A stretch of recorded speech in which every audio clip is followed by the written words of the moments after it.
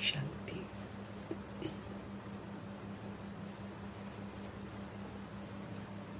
रोज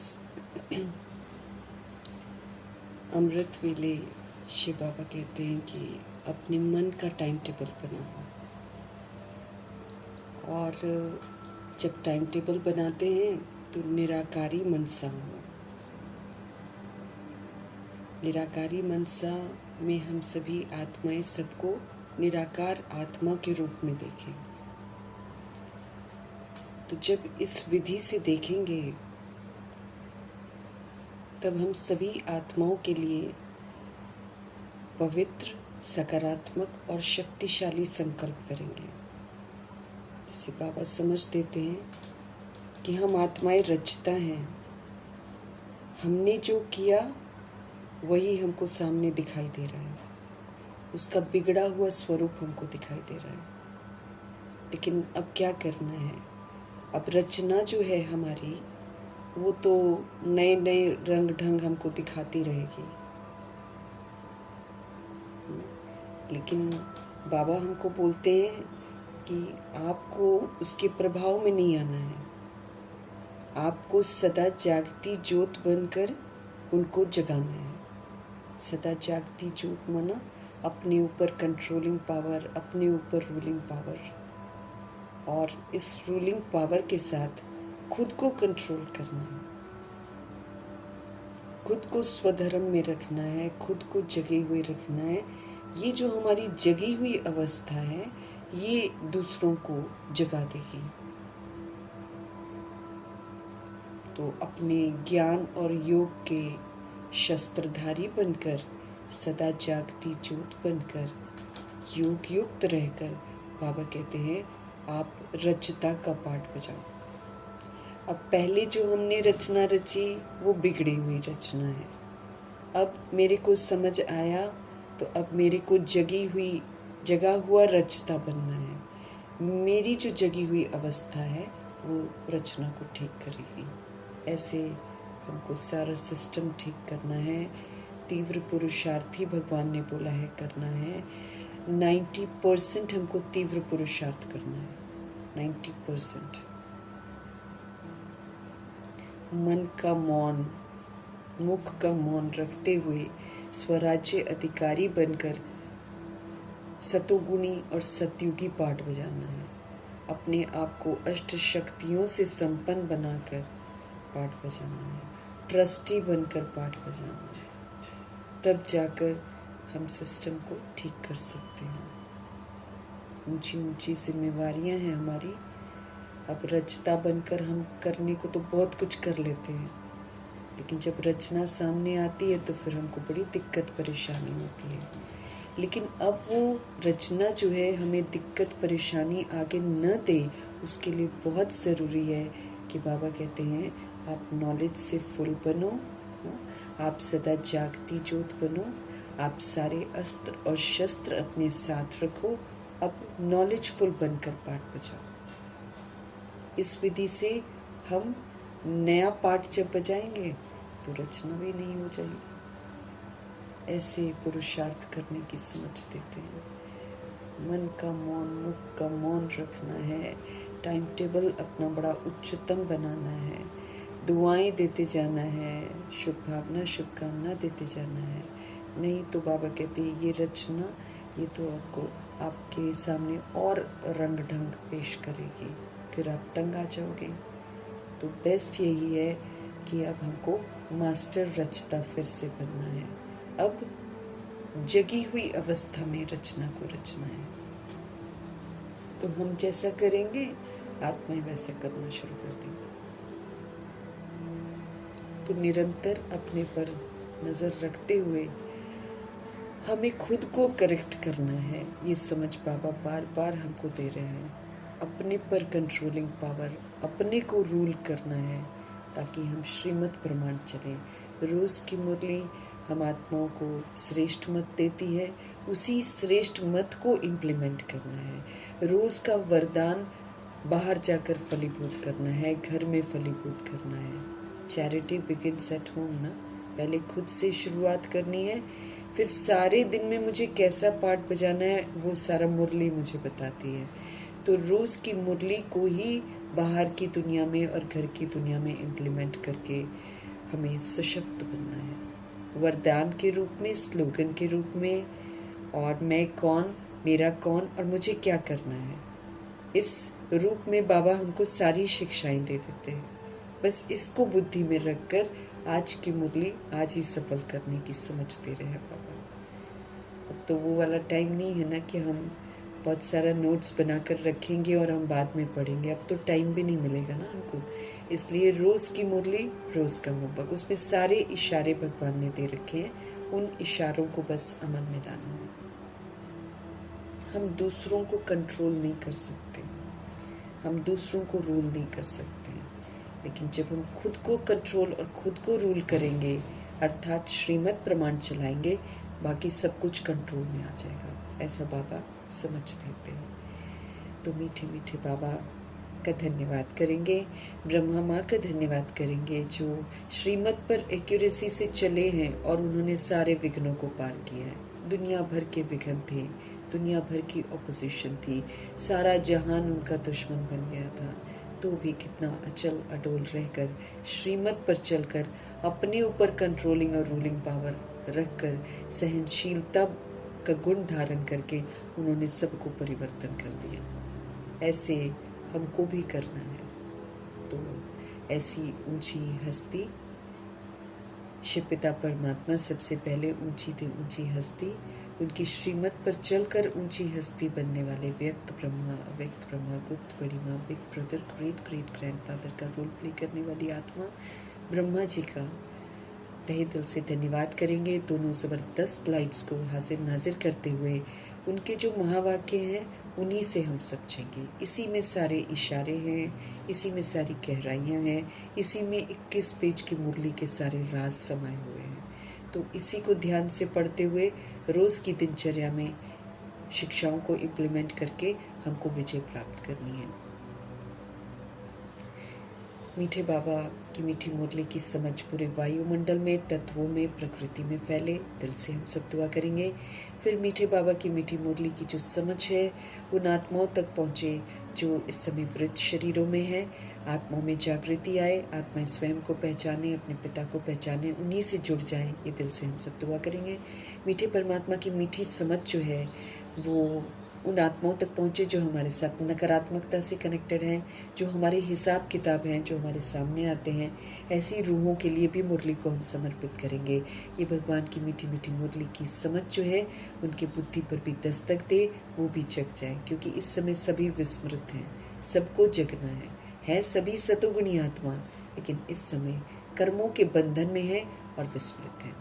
तो ऐसी रूहों के लिए प्रभु जी की समझ समर्पित करेंगे, उन आत्माओं के लिए समर्पित करेंगे जो हम आत्माओं के साथ लौकिकता में कनेक्टेड हैं, उन आत्माओं के लिए समर्पित करेंगे जो रोज़ शरीर छोड़ रहे हैं, अचानक शरीर छोड़ रहे हैं, और जो उनसे संबंधित रूहें हैं जो दुखी हैं, परेशान हैं और रो रहे हैं, बिलख रहे हैं, सब तक बाबा की समझ पहुँचे। सब रूहों के मन शांत हुए, स्थिर हुए, प्रभु से जुड़े, दिल से हम सब दुआ करेंगे। मीठे परमात्मा जी की समझ उन आत्माओं के लिए समर्पित करेंगे जो इस समय गर्भ झील में प्रवेश करके हैं, जो हॉस्पिटलों में पीड़ित हैं, घरों में पीड़ित अवस्था में हैं, प्राकृतिक आपदाओं के शिकार हैं, दैहिक हिंसाओं के शिकार हैं, माया के प्रकोप के कारण अलबेली हो गई हैं, तंत्र मंत्र के कारण अलबेली हो गई हैं, वाम मार्ग में चली गई हैं, वाम मार्ग में जाने की तैयारी कर रही हैं। ऐसी रूहों तक प्रभु जी की समझ पहुँचे, हर आत्मा आत्मघात से बच जाए, दिल से हम सब दुआ करेंगे। उन आत्माओं के लिए प्रभु जी की समझ समर्पित करेंगे जो इस समय कुमार कुमारियों के शरीरों में हैं, जो छोटे शरीरों में विराजमान हैं, जो अपनी संस्था बनाकर बैठे हैं, खुद भी गुमराह हैं, दूसरों को भी गुमराह कर रहे हैं, भिन्न भिन्न सत्ताओं में बटी हुई जो आत्माएं हैं, भिन्न भिन्न वर्गों में बटी हुई जो आत्माएं हैं, भिन्न भिन्न मठ पंथों में जो बटी हुई आत्माएं हैं, और फिर भाषा के नाम पर, जाति के नाम पर, रंग रूप के नाम पर जो बटी हुई आत्माएं हैं, सब तक प्रभु जी की समझ पहुँचे, दिल से हम सब दुआ करेंगे। उन आत्माओं के लिए प्रभु जी की समझ समर्पित करेंगे जो इस समय वैश्याएं बन गई हैं, गणिकाएं बन गई हैं, और जो ऐसे धंधे करवाते हैं इन आत्माओं से, उन तक प्रभु जी की समझ पहुँचे, किन्नरों तक प्रभु जी की समझ पहुँचे, अपाहिजों तक प्रभु जी की समझ पहुँचे।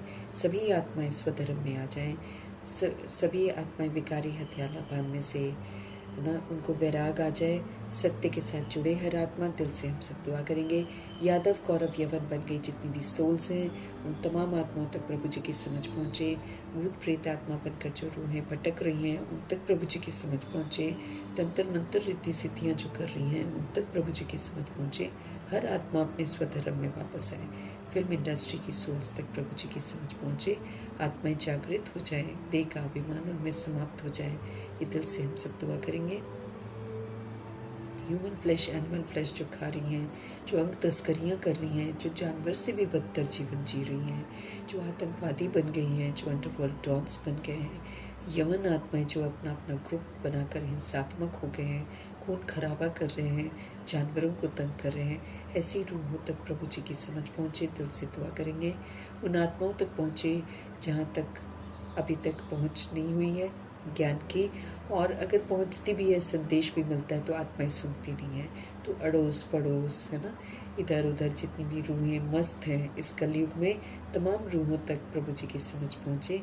दिल से हम सब दुआ करेंगे। अपने लिए भी दुआ करेंगे कि रोज़ की मुरली मेरा रोज़ का होमवर्क है। भगवान जी मुझसे बात कर रहे हैं, मेरे अंदर में उठने वाले सारे प्रश्नों का वो जवाब दे रहे हैं। उन जवाब को समझते हुए उसको इम्प्लीमेंट करके हमें सर्व बंधनों से मुक्त होना है और औरों को भी हमारे बंधन से मुक्त करना है। दिल से ये दुआ करेंगे हम अपने लिए भी। इन्हीं दुआओं के साथ देखेंगे आज हमारे परमपिता परमात्मा हमें किस विधि से आज का पाठ बजाने की समझ दे रहे हैं। मीठे मीठे बाबा बोले,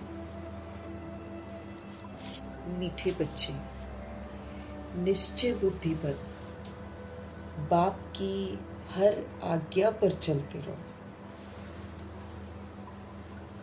निश्चय बुद्धि पर, क्योंकि सुबह से उठने से लेकर रात के सोने तक हमको श्रीमत मिली हुई है।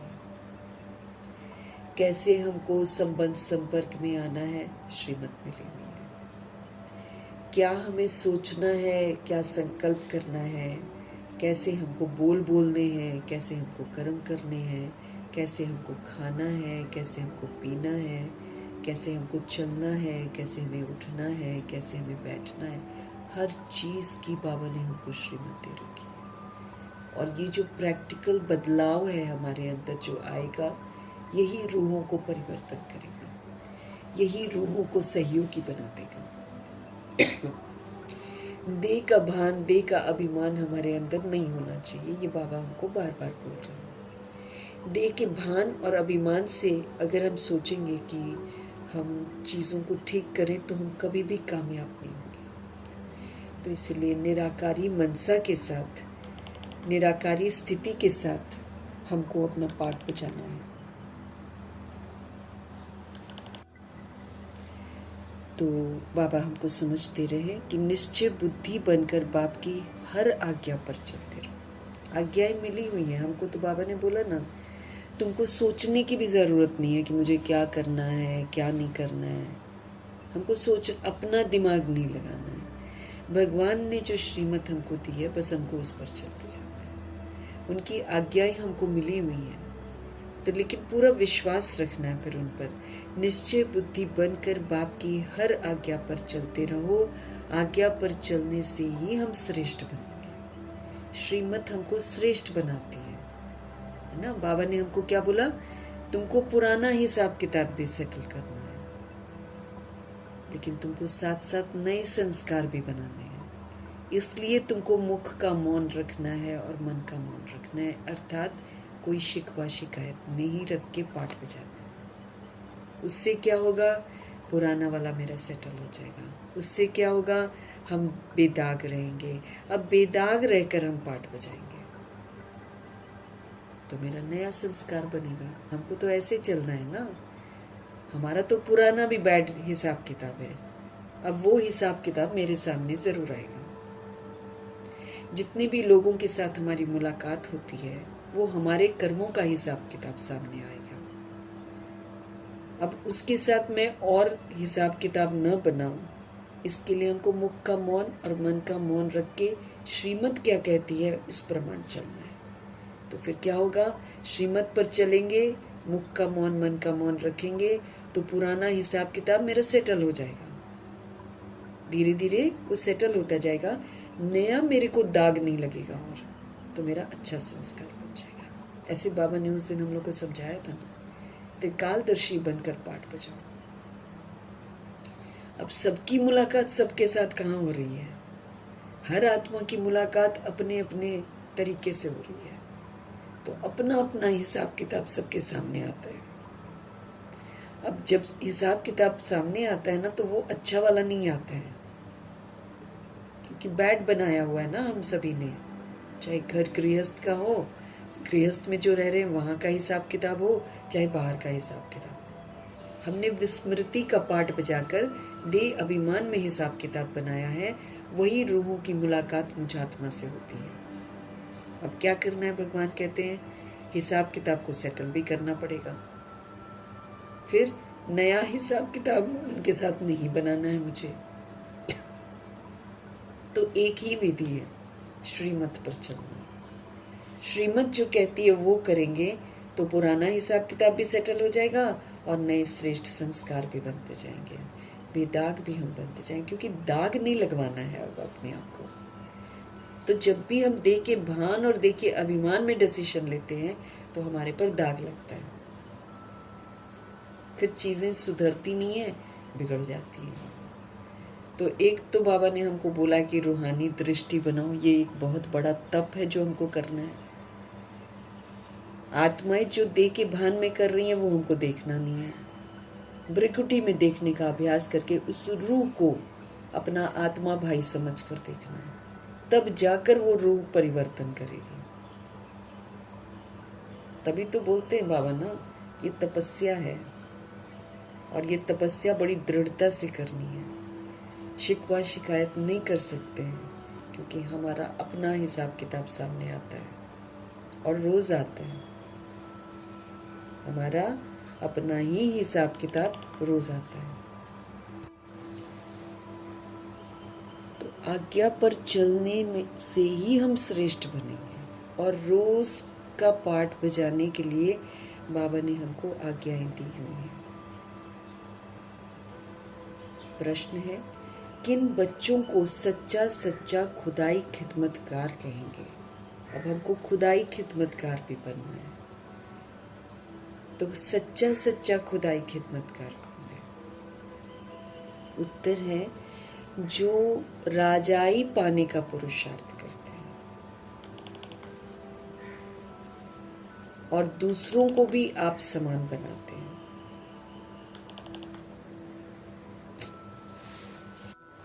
तो सच्चा सच्चा खुदाई खिदमतगार किसको कहेंगे? बाबा कहते वो खुदाई खिदमतगार हैं जो राजाई पाने का पुरुषार्थ करते हैं, क्योंकि वो तो फिर सतोगुणी पाठ बजाएंगे ना। वो सतोगुणी पाठ बजाएंगे, वो सतयुगी पाठ बजाएंगे, तो वो पूरे वायुमंडल को भी मदद करते हैं, आत्माओं को भी मदद करते हैं, है कि नहीं? तो फिर जो राजाई पाने का पुरुषार्थ करते हैं उनको बाबा कहते हैं कि ये सच्चे खुदाई खिदमतगार हैं। और वो खुद भी पुरुषार्थ करेंगे, जैसे मम्मा बाबा थे, वो राजाई का पुरुषार्थ करते थे, फिर दूसरों को भी कराते थे, दूसरों को भी आप समान बनाते हैं। ऐसे ईश्वरीय सेवा पर लगने वाले बच्चे जो हैं उनको बाबा सच्चा सच्चा खुदाई खिदमतगार करते हैं, जो राजाई पाने का पुरुषार्थ करें, मतलब जो स्वराज्य अधिकारी बनकर पाठ बजाए, राजा बनकर, राजयोगी बनकर जो पाठ बजाता है वो फिर पूरा श्रीमत पर चलता है। जो श्रीमत पर चलता है वो फिर दूसरों को भी श्रीमत पर चलवाता है। ऐसे ईश्वरीय सेवा पर लगने वाले जो बच्चे हैं उनको बाबा सच्चा सच्चा खुदाई खिदमतगार कहते हैं। उन्हें देखकर दूसरे भी सहयोगी बन जाते हैं, उन्हें देखकर दूसरी सोल्स भी सहयोगी बन जाती हैं, क्योंकि उनका अच्छा पाठ होता है ना, सतोगुणी पाठ होता है, उनका सतयुगी पाठ होता है। वो अपने कर्म इंद्रियों के अधीन नहीं होते हैं, वो कर्म इंद्रियों को श्रीमत के प्रमाण चलाते हैं, सबको 7 गुणों का सुख देते हैं, सबको दैवी गुणों का सुख देते हैं, तो ऑब्वियसली दूसरे भी उनके सहयोगी बन जाते हैं। जब हम किसी के साथ अच्छा व्यवहार करेंगे तो दूसरी सोल भी मेरे को सहयोग देगी ना। जब हम सबसे संतुष्ट रहेंगे तो वो भी हमसे संतुष्ट रहेगी। तो बाबा अस्पष्ट कर रहे हैं, ऐसे तो हम सभी आत्माएं सोचते हैं कि हम खुदाई खिदमतगार हैं, लेकिन भगवान आज स्पष्ट कर रहे हैं कि खुदाई खिदमतगार वो है जो राजाई पाने का पुरुषार्थ करता है, जो रॉयल घराने में आने का पुरुषार्थ करता है।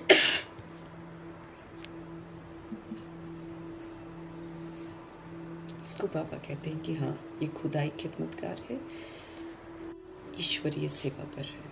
तो हम ध्यान रखेंगे कि स्वराज्य अधिकारी बनकर अगर हम पाठ बजा रहे हैं तो हम खुदाई खिदमतगार हैं, और अगर हम कर्म इंद्रियों के अधीन हो जाते हैं, अगर हम माया के अधीन हो जाते हैं, तो फिर हम खुदाई खिदमतगार नहीं है। ओम शांति। तुम जब यहाँ बैठते हो तो सबको कहना है कि शिव बाबा को याद करो। तुम जब यहाँ बैठते हो तो सबको कहना है कि शिव बाबा को याद करो। ये तो तुम जानते हो, शिव बाबा है, उनके मंदिर में भी जाते हैं, परंतु ये कोई भी नहीं जानते हैं कि शिव बाबा कौन है। हम भी शिव बाबा के मंदिर में जाते थे, लेकिन हम कहाँ जानते थे कि शिव बाबा कौन है। बस शिवलिंग पर जल डालना है और शिवलिंग और शिव को और शंकर को एक समझ लेना है, ऐसे ही करके हम लोग पूजा करके आ जाते थे। तो इसी तरीके से दुनिया भी मंदिरों में जाती है ना, और शिव बाबा को पूजती है, लेकिन जानता कोई भी नहीं है। अभी तुम बच्चे, सिवाय हम बच्चों के और कोई नहीं जानता है कि शिव है कौन। शिव निराकार है, शिव परमधाम निवासी है, शिव कल्याणकारी है, ज्योति बिंदु है, हम आत्माओं का वो पिता है। अब हमको पता चलता है। तो शिव बाबा की याद दिलानी है सबको। यहाँ बैठे कईयों का बुद्धि का योग कहाँ कहाँ भटकता रहेगा, इसलिए तुम्हारा फर्ज है कि याद दिलाना। बाबा के घर में भी जाते हैं तो बुद्धि इधर उधर भटकती है ना शुरू में तो, लेकिन बाबा बच्चों को बोलते हैं कि यहाँ बैठे कईयों का बुद्धि का योग कहाँ कहाँ भटकता रहेगा, इसलिए तुम्हारा फर्ज है याद दिलाना। इसलिए बाबा ने मम्मा बाबा को और दादियों को अच्छी तरह 14 वर्ष की तपस्या में सींचा था, ताकि वो आत्मा और परमात्मा की स्मृति में रहे और फिर दूसरी सोल्स को भी वही स्मृति दिलाएं। तो बाबा कहते, यहाँ बैठे कईयों का बुद्धि का योग कहाँ कहाँ भटकता रहेगा, इसलिए तुम्हारा फर्ज है याद दिलाना। भाइयों और बहनों, बाप को याद करो। जिस बाप से वर्षा मिलना है उस बाप को याद करो, क्योंकि अभी हमको वर्षा कमाना है, तो कैसे कमाएंगे, है ना। याद करेंगे तो हम कमा सकेंगे। तो जिस बाप से वर्षा मिलना है उनको तुम याद करो। तुम अभी सच्चे भाई बहन हो। अभी हम सच्चे भाई बहन, पहले झूठे वाले थे वो तो फिर हम हद में थे ना। हद का जो परिवार है उसको समझते थे मेरा भाई बहन है, बाकियों को थोड़ी हम लोग भाई बहन वैसा वाला समझते थे जैसे घर वालों को समझते थे। अभी हम सही मायने में सच्चे सच्चे भाई बहन बनते हैं। वो तो सिर्फ मेल फीमेल के कारण भाई बहन कहते थे। वो तो सिर्फ मेल फीमेल होते ना, इस कारण बोल देते ब्रदर है सिस्टर है। लेक्चर्स में भी ऐसे कहेंगे ब्रदर्स एंड सिस्टर्स। वो मेल फीमेल बॉडी देखते हैं, वो है भाई बहन शरीर के नाते से। यहाँ वो बात नहीं है, यहाँ दैहिक दृष्टि को हम हटाते हैं। यहाँ वो बात नहीं है, यहाँ तो आत्माओं को समझाया जाता है कि अपने रचता बाप को याद करो, उससे वर्षा मिलना है। यहाँ तो आत्माओं को समझाया जाता है कि अपने रचता बाप को आप याद करो, उनसे वर्षा मिलना है। तो फर्क है ना। भाई बहन अक्षर तो कॉमन है। यहाँ बाप बच्चों को कहते हैं मुझ बाप को याद करो। यहाँ बाप बच्चों को कहते हैं कि मुझ बाप को याद करो। वो शिव बाबा है, रूहानी बाप, और प्रजापिता ब्रह्मा है, जिस्मानी बाप। वो शिव बाबा है, रूहों का पिता, रूहानी बाप, और प्रजापिता ब्रह्मा है, जिस्म का, जिस्मानी बाप है ना। तो बाप दादा दोनों कहते हैं बच्चे बाप को याद करो। अब ये हमारा अलौकिक पिता है, प्रजापिता ब्रह्मा। ये बस एक बार सूक्ष्म वतन में ये हम आत्माओं के अलौकिक पिता बनते हैं, क्योंकि ये फिर पूरा अपने आप को परिवर्तन करते हैं ना, तो ये प्रजा का पिता कहलाते हैं। तो ये जिस्मानी हो गए, फिर हम सब क्या हो गए? ब्रह्मा कुमार, ब्रह्मा कुमारी हो गए। तो ये जिस्मानी बाप है, अलौकिक है, लेकिन वो लौकिक की तरह बाप नहीं है। तो बाप दादा दोनों ही कहते हैं, शिव बाबा भी कहते हैं और ब्रह्मा जी भी कहते हैं कि बच्चे बाप को याद करो, और कहाँ भी हमारा बुद्धि का योग न जाए, इतना हमको अपना बुद्धि को एकाग्र करना है। हमारा बुद्धि कहीं भी और न जाए, एक बाप में एकाग्र हो जाए।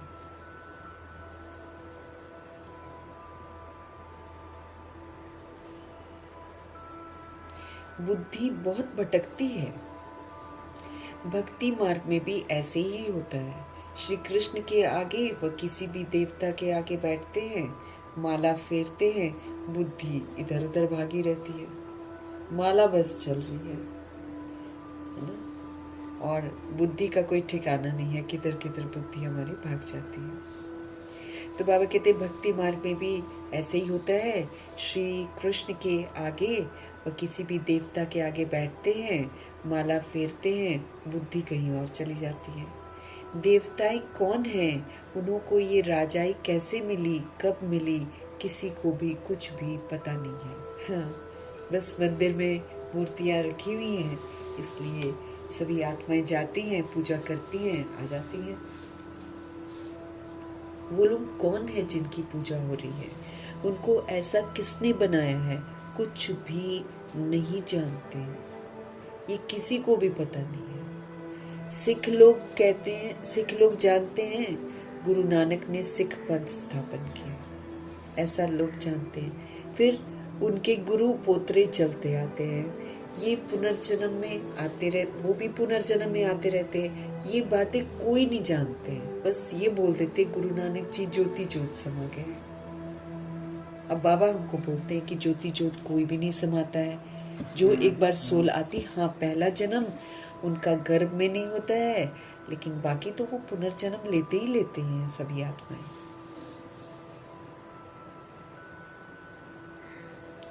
वो पुनर्जन्म में आते रहते हैं, ये बातें कोई जानते नहीं है। सदैव थोड़ी गुरु नानक को याद करेंगे, है ना? अच्छा समझो, गुरु नानक को या बुद्ध को या कोई भी अपने धर्म स्थापक को याद करते हैं, परंतु ये किसको थोड़ी पता है कि अभी वो कहाँ है ना? हमको पता है क्या?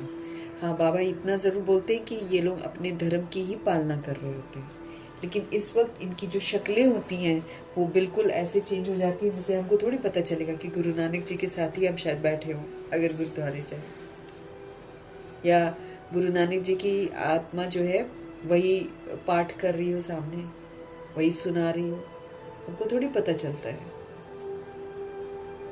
बाबा कहते हैं वो तो दुनिया वाले तो कह देते हैं कि वो ज्योति ज्योत समा गए, वाणी से परे चले गए। किसको थोड़ी पता है कि ये जो धर्म स्थापक है जिनको वो याद करते हैं वो कहाँ है इस समय? किसी को नहीं मालूम है कि वो पुनर्जन्म में है, वो साधारण बन गए। जब कृष्ण जी की आत्मा बिल्कुल साधारण बन जाती है, दादा लेखराज बन जाते हैं, तो कोई क्या दादा लेखराज को देखकर पहचानता है कि ये कृष्ण की आत्मा है? जब तक भगवान नहीं बताते। कोई भी नहीं जानता। ऐसे ही गुरु नानक जी इस समय क्या है, बुद्ध क्या है, इब्राहिम क्या है, किसी को नहीं पता है। क्राइस्ट कहाँ पर है नहीं मालूम है, लेकिन सब पुनर्जन्म में है, मौजूद है। सृष्टि रूपी ड्रामा में कोई भी वापस जा नहीं सकता है, कोई भी वापस घर जा नहीं सकता है। बाबा कहते हैं, वो तो कह देते हैं ज्योति ज्योत समाया, वाणी से परे चले गए, या कह देते हैं श्री कृष्ण हाजिरा हजूर है, जिधर देखो कृष्ण ही कृष्ण है, राधे ही राधे है, ऐसे कहते रहते हैं। बाप बैठकर समझाते हैं, तुम भारतवासी देवता थे, तुम्हारी सूरत मनुष्यों की थी, सीरत तुम्हारी देवताओं की थी। देवताओं के चित्र तो है ना, चित्र ना होते तो ये भी समझते नहीं, है ना। तुम्हारी सूरत मनुष्यों की और सीरत देवता की थी, तो देवताओं के चित्र तो है ना, चित्र ना होते तो ये भी नहीं समझते। राधे कृष्ण के साथ फिर लक्ष्मी नारायण का क्या संबंध है, वो भी नहीं जानते। वो भी भगवान आकर बताते हैं कि राधे कृष्ण जो है ये बचपन का नाम है, और जब ये बड़े होते हैं इनका स्वयंवर होता है तो इनका नामकरण होता है, नाम बदल जाता है, लक्ष्मी नारायण का हो जाता है। तो क्या संबंध है राधे कृष्ण का लक्ष्मी नारायण के साथ, ये कोई भी नहीं जानते। ये तो बाबा ही आकर हमको समझाते हैं, उनके बिना तो हम कुछ भी नहीं जानते। हम भी तो अनजानों की तरह ही पूजा करते हैं। ये बाप ही आकर समझाते हैं, तुम कोई को भी समझा सकते हो कि ये तो निराकार बाबा है, हमको समझाते हैं। वास्तव में निराकार तो सभी है, वास्तव में निराकार तो सभी है, आत्मा निराकार है ना। निराकार तो बाबा कहते सभी के सभी है, आत्मा जो है वो निराकार है, फिर इस साकार के द्वारा वो बोलती है। आत्मा निराकार है, हम सभी आत्माएं निराकार है, फिर हम बॉडी के द्वारा बोलते हैं। निराकार तो बोल ना सके, निराकार बोल नहीं सकती है ना। अभी भी देखो बॉडी छोड़ती है, सोल तो वही होती है, कहाँ बोल पाती है। 13 दिन तो वो वहीं पर रहती है, सब कुछ देखती है वो, कहीं बोलना भी चाहे तो बोल नहीं सकती है वो।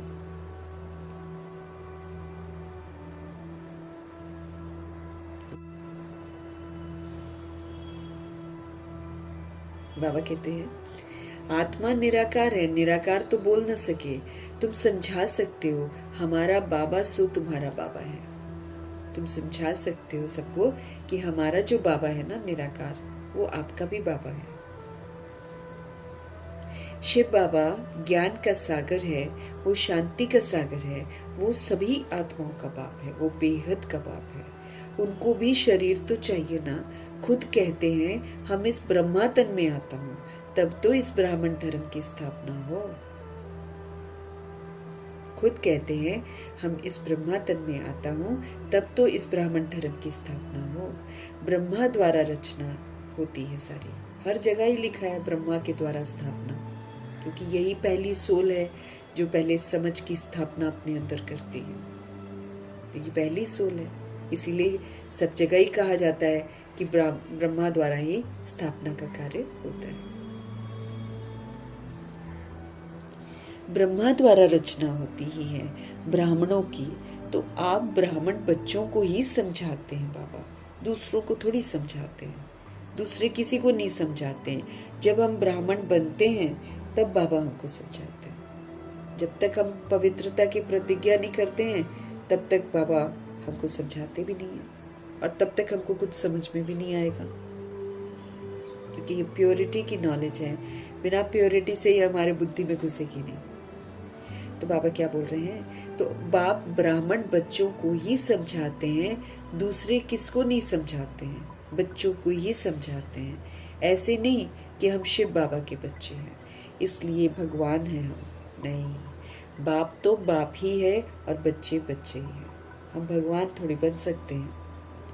हाँ, जब बच्चा बड़ा हो जाए, बाप बने, बच्चे पैदा करे, तब उसको बाप कहा जाता है दुनिया में। इनके तो ढेर बच्चे हैं ना, ब्रह्मा जी के, हाँ, और शिव बाबा के तो सारे ही बच्चे। इनके तो ढेर बच्चे हैं ना। बच्चों को ही समझाते हैं जो निश्चय बुद्धि है, निश्चय बुद्धि बाप की आज्ञा पर चलेंगे, क्योंकि श्रीमत से ही हम श्रेष्ठ बन सकते हैं और कोई रास्ता नहीं है।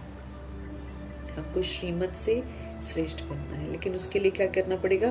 भगवान में संपूर्ण निश्चय बुद्धि होना चाहिए, क्योंकि भगवान तो बोलेंगे सहन करो, भगवान कहेंगे बातों को संभालो, विस्तार को तुम सार कर दो, तुम समेट दो। इस तरह बाबा तो हमको बोलेंगे, तो फिर तभी हम कर सकेंगे ना, जब हमको भगवान में संपूर्ण निश्चय होगा। तो निश्चय बुद्धि बनकर हम कर सकते हैं। तो जो निश्चय बुद्धि है, निश्चय बुद्धि बाप की आज्ञा पर चलेंगे, क्योंकि श्रीमत से ही तो श्रेष्ठ बन सकते हैं। जब हम श्रीमत पर चलते हैं तब हम श्रेष्ठ बनते हैं। अभी तुम जानते हो हम उन देवताओं जैसे बन रहे हैं।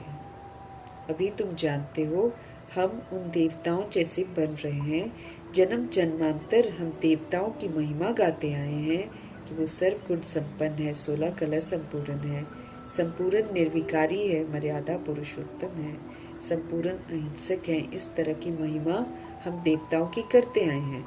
लेकिन अभी भगवान जी हमको ऐसा बना रहे हैं, कह रहे हैं अब महिमा मत करो, अब महिमा हो जाए आपकी वैसा तुम बनो, महिमा योग्य तुम बनो।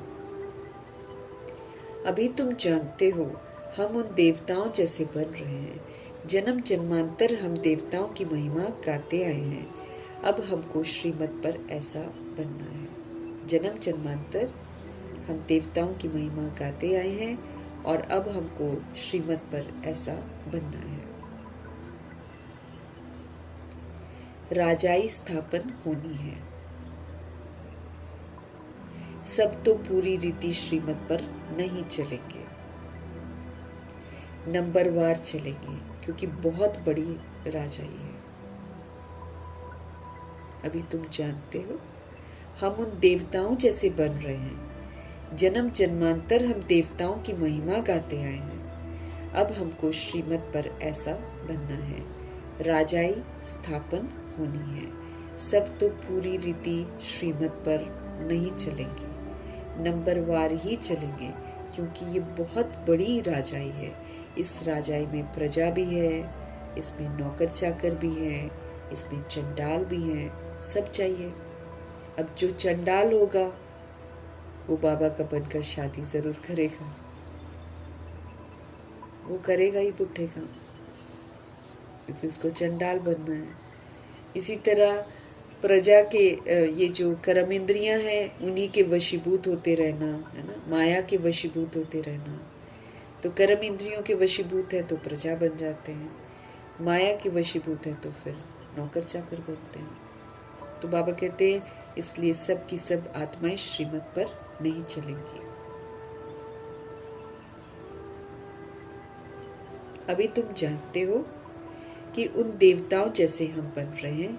जन्म जन्मांतर हम देवताओं की महिमा करते आए हैं, अब भगवान हमको सिखा रहे हैं कि कैसे श्रीमत पर चलकर हमें देवता में से बनना है। राजाई स्थापन होनी है। सब तो पूरी रीति श्रीमत पर नहीं चलेंगे, नंबरवार सब चलेंगे। क्यों? क्योंकि बहुत बड़ी राजाई है। राजाई में प्रजा है, नौकर चाकर है, चंडाल है, सब चाहिए।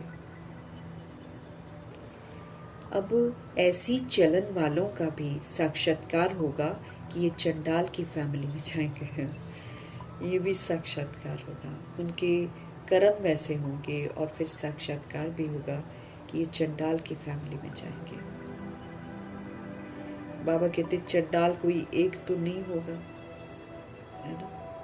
अब क्या कहते हैं 108-9 लाख आत्माएं होंगी ना, तो एक चंडाल थोड़ी सबको वो करेगा, है ना। तो भगवान जी क्या कह रहे हैं उनको, चंडाल एक तो नहीं होगा, उनकी भी फैमिली होगी। चंडालों की भी यूनियन होती है। सब आपस में मिलते हैं। स्ट्राइक आदि भी करे तो सब काम छोड़ दे, जलाएंगे नहीं मुर्दों को। सतयुग में ऐसी बातें होती नहीं है कि स्ट्राइक वगैरह नहीं करते वहां पर। तुम्हारा एक चित्र भी है जिस पर तुम पूछते हो कि क्या बनना चाहते हो। बैरिस्टर बनेंगे, देवता बनेंगे, क्या बनेंगे, है ना? अब दुनिया में बाबा की पढ़ाई के लिए समर्पित हो सकती हैं कन्याएं, है ना, लेकिन कभी कभी नहीं भी मन करता है कन्याओं का, तो वो बैरिस्टर बनना चाहेंगी। जैसे दादियों से बाबा पूछते थे क्या करना चाहोगे, तो उन सभी ने बोला कि हम कृष्ण को वरेंगे, है ना, अब बाहर इधर दुनिया में नहीं जाएंगे, ऐसा उन्होंने बोला था। तो यहाँ भी किसी सोल का क्या मन करता है, किसी सोल का क्या मन करता है, सब तो समर्पित नहीं होते हैं। तो एक चित्र बना हुआ जिसमें पूछते हैं कि आप बैरिस्टर बनोगे कि आप देवता बनोगे। तुम्हारी सारी राजधानी स्थापन हो रही है, बाबा कहते हैं 2500 वर्ष की राजधानी है जो स्थापन हो रही है। 16,108 आत्माएं नंबरवार राजाई घराने में, और बाकी 16,108 है ना, और बाकी 33 करोड़ प्रजा इसमें फिर डिस्ट्रीब्यूट हो जाते हैं। कोई साहूकार, कोई साधारण प्रजा, कोई नौकर चाकर, कोई चंडाल। तो सारी राजधानी इस वक्त स्थापन हो रही है, कम थोड़ी है। बाबा कहते हैं बेहद का बाप बेहद की बातें बैठकर समझाते हैं। वो सब कुछ जानते हैं ना, वर्ल्ड की हिस्ट्री, ज्योग्राफी अच्छी रीति जानते हैं, तो बेहद के बाप बेहद की बातें बैठकर हमको समझाते हैं। ये बुद्धि में हमारे बैठ जाना चाहिए कि हम भविष्य के लिए पुरुषार्थ कर ऊंच मर्तबा पाएंगे। ये हमारी बुद्धि में बैठ जाना चाहिए कि हम भविष्य के लिए पुरुषार्थ करके ऊंच मर्तबा पाएंगे। श्रीमत पर हम श्रेष्ठ ते श्रेष्ठ राजाई मर्तबा पाएंगे। ये हमारी बुद्धि में बैठ जाना चाहिए कि हम भविष्य के लिए पुरुषार्थ कर ऊंच मर्तबा पाएंगे। श्रीमत पर हम श्रेष्ठ ते श्रेष्ठ राजाई मर्तबा पाएंगे, और फिर दूसरों को जब आप समान बनाएंगे तब कहा जाएगा खुदाई खिदमतकार। जब हम खुद श्रीमत पर चलेंगे, श्रेष्ठ ते श्रेष्ठ राजाई मर्तबा पाएंगे, और दूसरों को भी जब हम आप समान बनाएंगे तब कहा जाएगा खुदाई खिदमतकार। प्रभु जी क्या कह रहे हैं, किसी का कुछ भी छिपा नहीं रह सकता है।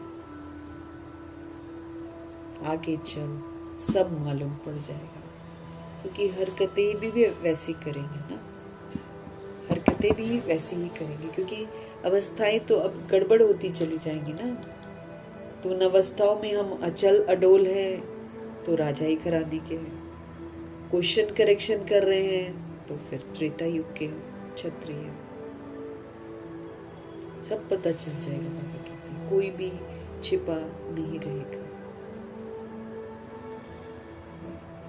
इसको ही तो ज्ञान का प्रकाश कहा जाता है। रोशनी मिलती जाती है, समझ मिलती जाती है, फिर वहां से पता चल जाता है कि ये किस ग्रुप में चला जाएगा। मनुष्यों को कुछ भी पता थोड़ी पड़ता है, मनुष्य तो नहीं जानते हैं, मनुष्यों को कुछ भी पता थोड़ी पड़ता है। बॉम्ब्स भी अंदर बनाते रहते हैं, तो कोई भी चीज रखने के लिए थोड़ी बनाई जा रही है। अब बॉम्ब्स बनाए हैं तो चलेंगे भी जरूर। कोई भी चीज रखने के लिए थोड़ी बनाई जाती है। पहले पहले तलवार से लड़ाई चलती थी, काटते हुए, है ना। पहले पहले तलवार से लड़ाई चलती थी, फिर बंदूक बनाई, काम में लाने के लिए, रखने के लिए नहीं, काम में लाने के लिए बनाई है ना। अब देखो आजकल कैसे लोग लेकर चल रहे हैं बंदूकें, गुस्सा आता है जान से मार देते हैं। आजकल तो ऐसे ही हो रहा है ना। फिर कोई बंदूक खरीदता है तो वो चलाएगा ज़रूर, रखने के लिए थोड़ी लेता है। बस थोड़ा सा गुस्सा आया, मार दो किसी को भी। आजकल तो ऐसे ही कर रही हैं आत्माएं। तो ये जो बॉम्ब्स बने, रखने के उछल कूद हो रही है उनको कि कब हम चलाएं और कब हम मारें।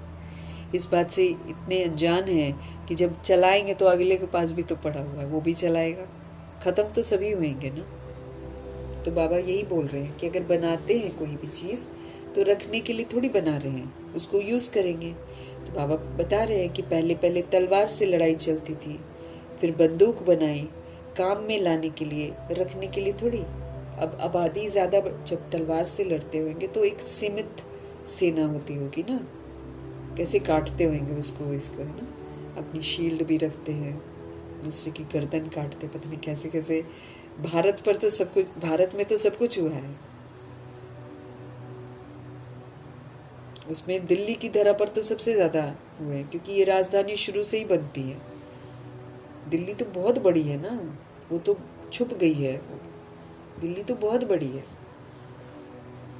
परिस्तान होता है ना ये तो द्वापर युग से इसमें लड़ाइयाँ चल रही हैं, इसलिए गंदी हो गई है ये। कितना खून खरा। हम लोग तो मतलब लिटरली ऐसी जगहों पर रहते होंगे ना जहाँ पर बहुत सारे लोग मरे हुए होंगे, कि लाशें खून बहा हुआ, वैसी जगह पर हम लोग रह रहे हैं।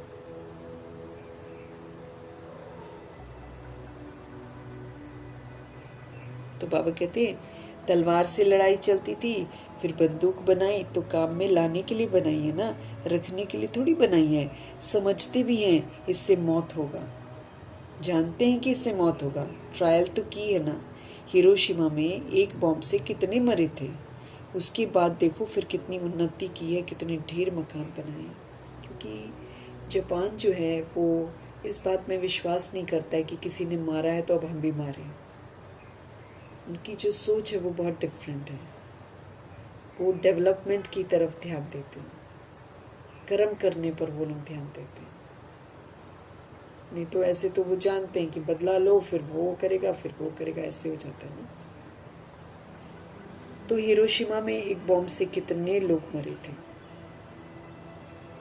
उसके बाद देखो फिर कितनी उन्नति भी की है उन्होंने, कितने ढेर मकान बनाए हैं। अब ऐसा विनाश नहीं होगा जो हॉस्पिटल में पड़े रहे। वहाँ तो कहते हैं अभी भी कई एरियाज में जहाँ पर ज़्यादा उस बॉम्ब का इफेक्ट था ना, अभी अपाहिज लोग पैदा होते हैं वहाँ पे। इतना इफेक्ट है, बताओ कैसे कैसे दिमाग लगा कर ये लोग बनाते हैं। अब बाबा कह रहे हैं कि अब ऐसा विनाश नहीं होगा जो कि कोई जख्मी हो और हॉस्पिटल में पड़ा रहे। हॉस्पिटल आदि तो रहेंगे ही नहीं। इसलिए क्या होगा, एक साथ भूकंप आएगा, इसलिए अर्थक्वेक आदि इकट्ठी होंगी। कुदरती आपदाओं को कोई रोक ही नहीं सकता है। इंसान तो अपने तरफ से बहुत घमंड करता है, बहुत कुछ करता है, लेकिन जिस दिन प्रकृति अपने स्वरूप में आ जाएगी, खतरनाक स्वरूप में, वो तो ऐसे ही लपेट लेगी सबको। कुदरती आपदाओं को कोई भी रोक नहीं सकता है, वो कहीं भी आ सकती है और किसी को भी खत्म कर सकती है। अब ये जो बंकर्स बनाते हैं, अगर धरती हिले तो सबको अंदर ही बंकर में ही दफन कर देगी। अभी तो वो अपना स्वरूप दिखा नहीं रही है ना, भगवान की वजह से। भगवान के जाते ही वो अपना स्वरूप दिखाना शुरू कर देगी। कुदरती आपदाओं को तो कोई भी रोक नहीं सकता। कहते भी हैं ये सब ईश्वर के हाथ में है। अब तुम बच्चे समझते हो कि विनाश वो तो होना ही है। अकाल भी पड़ना है,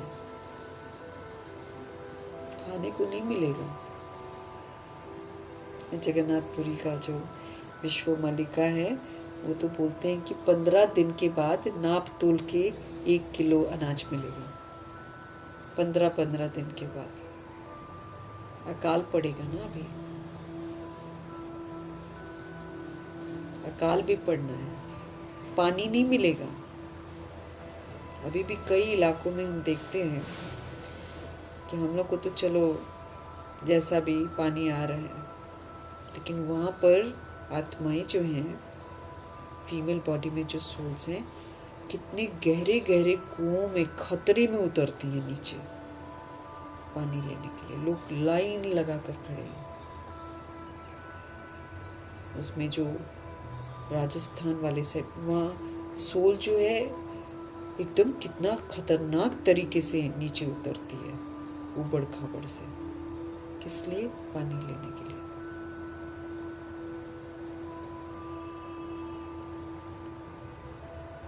फिर तो मिलेगा नहीं, हमको भी तो कहाँ मिलेगा।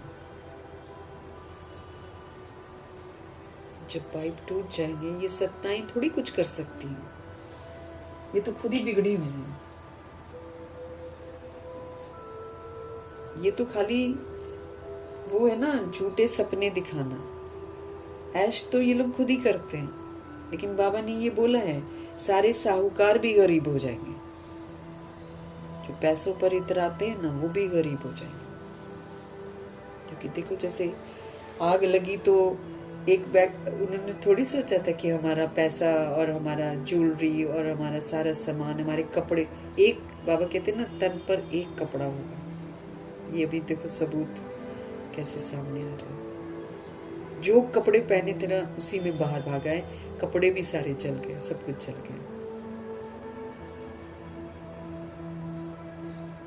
ऐसे होना है, एक ही तन पे कपड़ा होगा। लोग अगर भागेंगे ना, कोई आपदा होगी तो भागेंगे, तो एक ही कपड़े में होंगे वो। अब फिर ठंड हो, चाहे गर्मी हो, चाहे बारिश हो, चाहे कुछ भी हो। इसलिए तो बाबा हमको बोलते हैं ना कि पहले पहले कर लो सब कुछ। अकाल भी पड़ना है, विनाश भी होना है, पानी नहीं मिलेगा, किसी को भी नहीं मिलेगा, क्योंकि पाइप फट जाएंगे ना। ये जो पाइप लगा रहे हैं ना, कमजोर कमजोर से तो पाइप लग रहे हैं, ये सारे मिक्स हो जाएंगे। आप देखोगे ना, एक तरफ वो गंदा वाला पानी, लोगों का जो होता है ना, वेस्ट का पानी, वो जा रहा है, और बगल में ही पाइप दूसरा भी जा रहा है। जब दोनों फटेंगे तो मिक्स हो जाएगा ना पानी। कौन पिएगा? पी सकते हैं क्या? पानी नहीं मिलेगा। भगवान जी स्पष्ट कर रहे हैं सब कुछ। अब सो तो तुम जानते हो, कोई नई बात नहीं है। कल पहले भी ऐसे ही हुआ था। कल्प का ज्ञान तो कोई में है नहीं। कहते भी है क्राइस्ट से 3000 वर्ष पहले पैराडाइज था। फिर शास्त्रों में कल्प की आयु लाखों वर्ष लिखती है। कोई का भी अटेंशन नहीं जाता है, सुनकर फिर अपने धंधे आदि में फिर लग जाते हैं। शास्त्रों में कल्प की आयु लाखों वर्ष लिखती है।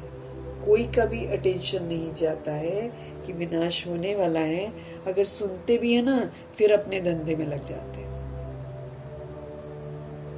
अब बाप बच्चों को समझाते हैं, अब जल्दी जल्दी पुरुषार्थ करो।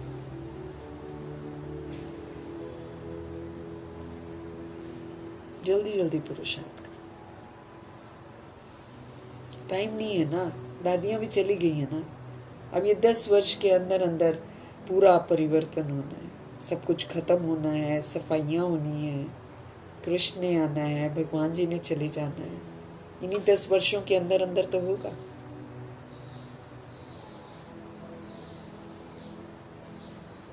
बाबा कहते हैं अब जल्दी जल्दी पुरुषार्थ करो। अब याद में रहो तो तुम्हारी खाद निकले सबसे पहले। ये जो हमारे अंदर में द्वापर युग की 21 जन्मों की खाद, फिर कलयुग में 42 जन्मों की खाद, धीरे धीरे धीरे धीरे दिमाग हमारा खराब होता गया और विस्मृति आती गई, तो हमारे अंदर तो खाद भर गई है बहुत सारी। हम अपने आप को ही भूल गए, हम अपने घर को भूल गए, हम अपने पिता को भूल गए। और देह समझने लगे और देह की दुनिया को सब कुछ समझने लग गए। तो बाबा कहते हैं जल्दी जल्दी पुरुषार्थ करो, याद करो, ताकि तुम्हारे अंदर से जो पापों की कट है वो निकल जाए। पाप तो सभी ने कर रखे हैं। देह अभिमान और देह के भान में जितने भी हम कर्म कर रहे हैं वो पाप कर्म ही तो हम कर रहे हैं। तो याद में रहो तो तुम्हारी खाद निकलती जाएगी। तुमको यहाँ ही सतो प्रधान बनना है। भगवान जी कहते हैं आगे चलकर थोड़ी सतो प्रधान बनना है, यहीं पर इसी दौर में हमको सतो प्रधान बनना है। इसलिए बाबा कहते हैं कि लोग नहीं बदलेंगे, परिस्थितियां नहीं बदलेंगी, तुमको बदलना पड़ेगा। इसलिए बाबा हमको बोलते हैं तुमको यहां पर ही सतो प्रधान बनना, नहीं तो आजकल रोज बता रहे हैं बाबा हमको, नहीं तो सजाएं खाकर फिर अपने अपने धर्म में चले जाएंगे। श्रीमत भगवान की मिलती है। श्री कृष्ण तो राजकुमार है, वो क्या किसी को मत देंगे, वो तो छोटा है, वो तो श्रीमत पर चलकर बना है कृष्ण। तो श्रीमत कौन देता है? भगवान देते हैं ना। तो श्रीमत भगवान की हमको मिलती है। श्री कृष्ण तो राजकुमार है, वो क्या किसी को मत देंगे। इन बातों को दुनिया में कोई भी नहीं जानते। इन बातों को दुनिया में कोई भी नहीं जानते हैं। प्यार से समझाना है कि शिव बाबा को याद करो। प्यार से समझाना है सबको कि शिव बाबा को याद करो। शिव बाबा खुद कहते हैं माम एकम याद करो। उनका फरमान है सिर्फ मुझे याद करो, क्योंकि वही मुक्ति, जीवन मुक्ति दाता है। अंत में जो कहते हैं राम नाम सत्य है या राम नाम साथ है, वो राम कौन है? शिव बाबा है। लेकिन देखो कितने कंफ्यूज्ड हैं। तो सोल्स को मुक्त करने के लिए सिर्फ और सिर्फ निराकार शिव पिता परमात्मा है। इसीलिए सबको ये संदेश देना है कि शिव बाबा को याद करो, निराकार परमात्मा को याद करो। देह अभिमान में है ना, तो सब लोग बोलते हैं कि नहीं, देहधारी भगवान है, ऐसा समझते हैं। निराकार को समझ नहीं पाते हैं वो, लेकिन समझती तो है सोल जब बॉडी छोड़ती है। ये हमको बॉडी में रहते हुए समझना। तो हमें प्यार से समझाना है सभी को कि शिव बाबा को याद करो। शिव बाबा खुद कहते हैं कि मामेकम याद करो, वो भी कल्याणकारी है, और संग तोड़ एक संग जोड़ना है। हमारे शिव बाबा कल्याणकारी हैं, हमें और संग तोड़कर अब एक के संग जोड़ना है। और संग रखेंगे तो हमको कोई मुक्त थोड़ी करेगा, हमको बॉडी को जाकर जलाएंगे वो। बाकी जो मैं फेस कर रही हूँ 13 दिन या जो भी मेरे साथ हो रहा है, उसमें मेरा कोई साथ देगा क्या? किसी को पता चलेगा कि मेरे साथ क्या हो रहा है? तो इसीलिए भगवान कल्याणकारी हैं। अब हमें अपना और संग तोड़ देना है और एक प्रभु के साथ जोड़ लेना है। तुम हो भारत का बेड़ा पार करने वाला। बाबा हमारा बेड़ा पार करते हैं, हमको होश में लाते हैं, फिर हमें दूसरी सोल्स को भी परमात्मा के साथ जोड़ना है, हमें पवित्र बनना है, और भारत का जो बेड़ा डूबा हुआ है इसको भी पार करना है। फिर से हमको भारत को स्वर्ग बनाना है। सत्यनारायण की कथा भी भारत से ही ताल्लुक रखती है। सत्यनारायण की कथा भी भारत से ही ताल्लुक रखती है। यहीं पर सुनाते हैं सत्यनारायण की कथा, क्योंकि यहीं पर सत्य परम पिता परमात्मा सत्य बताकर नारायण बनने की समझ देते हैं। और धर्म वाले कभी भी सत्यनारायण की कथा नहीं सुनेंगे। क्रिश्चियन थोड़ी सुनेंगे, मुस्लिम थोड़ी सुनेंगे। ये सिर्फ यहीं भारत में है सारी कथाएं वगैरह। लेकिन वो कथाएं झूठ हैं, काल्पनिक हैं, भगवान जो मुरली सुना रहे हैं ये सच्ची सत्यनारायण की कथा है।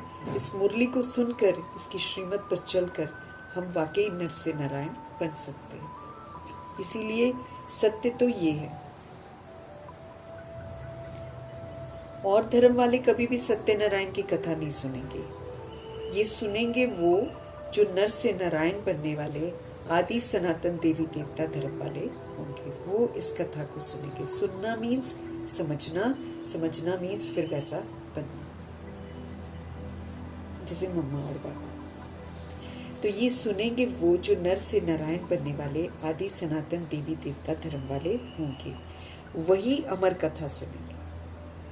अमरलोक में देवी देवता थे तो जरूर अमरलोक में अमर कथा से ये मर्तबा पाया होगा ना। अगर अमरलोक में देवी देवता थे तो बाबा कहते हैं फिर जरूर अमरलोक में अमर कथा से ये मर्तबा पाया होगा ना उन्होंने। एक एक बात याद करने लायक है। एक एक बात जो है ना वो याद करने के लायक है। एक बात भी बुद्धि में अच्छी रीति हमारे बैठ जाए तो सब आ जाएंगे, सारी बातें अच्छे से समझ में आ जाएंगी। बाप को याद करना है और हमको स्वदर्शन चक्र ध्यान में रखना है कि मुझ आत्मा का बाबा ने दर्शन कराया है। मैं आत्मा अनादि आदि विशेषताएं जो हैं वो उससे संपन्न हूँ। और फिर मैं आत्मा 5 स्वरूपों वाली हूँ। बिंदी स्वरूप, देवता स्वरूप, पूज्य स्वरूप, ब्राह्मण स्वरूप, फरिश्ता स्वरूप, फिर से ज्योति बिंदु स्वरूप। तो ये 5 स्वरूपों का दर्शन, इसकी जो नॉलेज है ये मेरे ध्यान में होनी चाहिए। तो बाप को याद करना है और स्वदर्शन चक्र ध्यान में रखना है। शिव बाबा के साथ यहाँ पाठ बजा रहे हैं, फिर हमको जाना है अपने घर। तो शिव बाबा के साथ हमको पाठ बजाना है। तो जब हम उनकी श्रीमत पर चलेंगे तो समझो कि हम उनके साथ हम पाठ बजा रहे हैं। बाप ही समझाते हैं कि सच क्या है और बाप ही समझाते हैं कि झूठ क्या है। सत्य एक है, बाकी सब झूठ है, झूठ ही झूठ है ना। तो बाप ही समझाते हैं कि सत्य क्या है, बाप ही समझाते हैं कि झूठ क्या है। सत्य सिर्फ एक है, बाकी सारा का सारा झूठ है। लंका में रावण था, एक की बात है क्या? सत्युग त्रेता में तो ऐसी बातें होती नहीं है। ये सारी मनुष्यों की दुनिया लंका है। जब हम मनुष्य बन जाते हैं तब ये दुनिया क्या बन जाती है? लंका बन जाती है। ये है ही रावण का राज्य। सबके अंदर काम, क्रोध, लोभ, मोह, अहंकार है। सबके अंदर देह का भान, देह का अभिमान है, सब ना। तो ये सारी मनुष्यों की दुनिया लंका है। ये है ही रावण का राज्य। सारी सीताएं जितनी भी हैं आत्मा है। आत्मा को सीता कहते हैं। आत्मा रावण की शोक वाटिका में कैद है और दुखी है, परेशान है, गुलाम बन गई है। तो सब सीताएं जो है ना वो एक राम को याद करती हैं, अथवा सब भक्तियाँ, सजनियाँ एक भगवान साजन को याद करती हैं। सब भक्तियाँ, सब सजनियाँ एक भगवान साजन को याद करती हैं। क्यों? क्योंकि ये रावण का राज्य है।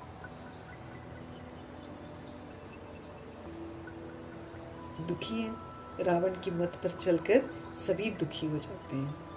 तो ये है ही रावण का राज्य। और सब सीताएं, आत्मा को सीता बोलते हैं, सभी आत्मा रूपी सीताएं एक निराकार राम को याद करती हैं, अथवा सब भक्तियाँ, सजनियाँ एक भगवान साजन को याद करती हैं। क्यों? क्योंकि ये रावण का राज्य है। सन्यासी इन बातों को समझ नहीं सकते। अगर उनको समझाया जाएगा ना, वो समझ नहीं सकते। सब दुखी हैं, सब शोक वाटिका में फंसे पड़े हैं। शोक वाटिका कलयुग को बोलते हैं, अशोक वाटिका सतयुग को बोलते हैं। तो सतयुग हमारा अशोक वाटिका है। और अभी हम रावण की मत पर चलना मतलब अपने लिए दुख खरीदना, और निराकार राम की मत पर चलना मतलब अपने लिए सुख कमाना। अभी भी सुखी, बाद में भी सुखी। और रावण की मत पर चलने वाले सारे दुख भोगते। तो सब दुखी हैं, शोक वाटिका में हैं। शोक वाटिका है कलयुग, अशोक वाटिका है सतयुग। यहाँ तो कदम कदम पर शोक है, यहाँ तो कदम कदम पर शोक है, यहाँ तो कदम कदम पर दुख है। तुमको बाबा अशोक स्वर्ग में ले जाते हैं। तुमको बाबा कहाँ ले जाते हैं? तुमको बाबा अशोक स्वर्ग में ले जाते हैं। यहाँ तो मनुष्य कितना शोक करते हैं, कोई मर जाता है तो जैसे पागल हो जाते हैं। स्वर्ग में तो ये सारी बातें नहीं होती, वहाँ भी शरीर छूटते हैं सोल्स के, लेकिन वहाँ पर इस तरह की बातें नहीं होती है, रोना धोना नहीं होता, क्योंकि वो जानते हैं हमने बॉडी को चेंज किया है। यहाँ पर जानते नहीं है कि बॉडी चेंज होती है, इसलिए रोते हैं लोग। और बॉडी कॉन्शियस हो जाते हैं ना, तो बॉडी कॉन्शियसनेस में मेरा मेरा बहुत आ जाता है। उस मेरे मेरे को देखकर, उस मिट्टी के पुतले को देखकर रोती हैं। अंदर जो रूह है वो थोड़ी मरती है। जो हमारे घर में कोई भी रिश्ता बनकर आई है, वो रूह थोड़ी मरती है।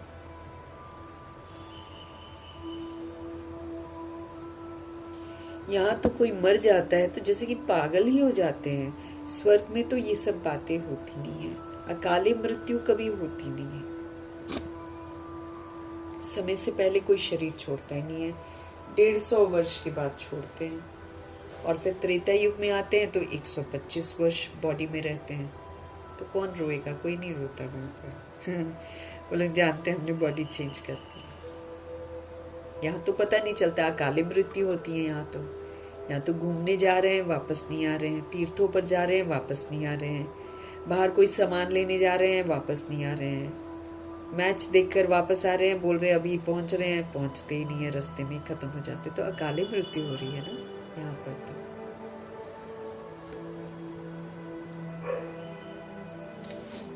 बाबा कहते हैं स्वर्ग में तो ये सारी बातें होती नहीं है, अकाले मृत्यु वहाँ पर कभी होती नहीं है। जो स्त्री वहाँ पर विधवा बने, वहाँ तो समय पर एक चोला छोड़ते हैं, जाकर दूसरा लेते हैं। अब मम्मा बाबा के समय में जो सोल्स विधवा हो जाती थी, जैसे शरीर की जो उनकी माँ मातेश्वरी जी की थी वो विधवा, तो उन दिनों विधवाओं के साथ बहुत बुरा व्यवहार करते हैं। और फिर सती सिस्टम भी तो उससे पहले था कि अगर मेल मर गया है तो स्त्री जलेगी साथ में, जीवित उसको चिता पर बिठा, डेड बॉडी के साथ उसको जीवित बिठा देते थे। और जब वाइफ मरेगी तो बंदा दूसरी शादी कर सकता है। तो ये सती सिस्टम कितना वैसा भयानक था, तो वो भी फिर बंद किया ना। भारत में ये सब बहुत होता रहा है।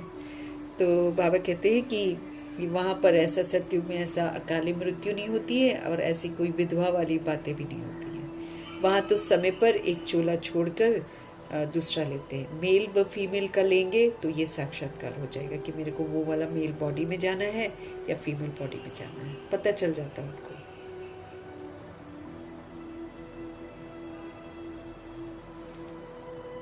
पिछाड़ी में सब मालूम पड़ जाएगा, बाबा कहते हैं। कौन कौन क्या बनेंगे, फिर उस समय कहेंगे हमने इतना समय मेहनत नहीं की। जब उनको पता चलेगा इनमें कि हम ये बनेंगे, फिर अफसोस होगा कि हमने मेहनत नहीं की। परंतु उस समय कहने से क्या होगा, समय तो बीत गया ना। इसलिए बाप कहते हैं बच्चे मेहनत कर लो, सर्विस में सच्चे राइट हैंड बनो, तो राजाई में आप आ जाएंगे। राइट हैंड बनो, राइट हैंड मतलब स्वर्ग की विशेषताएं जो हैं वो स्वयं में धारण करो। तो अगर हम धारण करते हैं तो हम बाबा के राइट हैंड हैं। बाबा कह रहे हैं बच्चे मेहनत करो, सर्विस में सच्चे राइट हैंड बनो, तो राजाई में आप आ जाएंगे। सर्विस में लगे रहो। मिसाल भी है ना, कैसे कुटुंब के कुटुंब सर्विस में लग पड़े हैं। कहेंगे इस कुटुंब ने कर्म ऐसे अच्छे किए हैं जो सब ईश्वरीय सर्विस में लग गए। बाबा के समय में ऐसी फैमिलीज बहुत आई हैं, पूरा का पूरा खानदान ही लग गया सेवा में। कितना अच्छा है। कहेंगे इस कुटुंब ने कर्म अच्छे किए हैं, इसलिए सारे के सारे ज्ञान मार्ग में आ गए, और मिलकर भी बहुत अच्छे से चलते हैं। वो पूरा का पूरा ग्रुप शुरू वाला जो है, परिवार के परिवार ना बहुत मिलकर चलते हैं।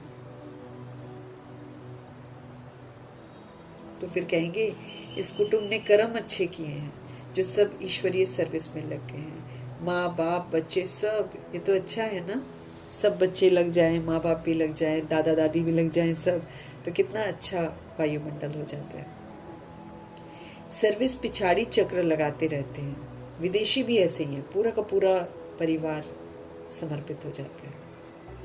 तो सर्विस पिछाड़ी चक्र लगाते रहते हैं। तुम बच्चों को बहुत उल्लास होना चाहिए कि कैसे मनुष्यों को हम रास्ता बताएं। अब हमको रास्ता पता चला है तो बाबा कहते हैं आपके मन में एंथुजियाज्म होना चाहिए ना कि सबको हम रास्ता बताएं। कैसे मनुष्य को हम रास्ता बताएं जो उन्हों की आत्मा खुश हो जाए, क्योंकि आत्मा सही रास्ता पाके परमात्मा का परिचय प्राप्त करके ही खुश होगी, और कोई विधि नहीं है उसके खुश होने की। तो कैसे मनुष्यों को हम रास्ता बताएं जो उन्हों की आत्मा खुश हो जाए। कितनों को रास्ता बताते हो। ये तुमने प्रजा बनाई, बीज बोया ना, आपने बीज बोया तो अगली सोल भगवान की बन गई है ना। तो जन्मते ही राजा तो कोई होता नहीं है, टाइम तो लगता है ना राजा बनने में।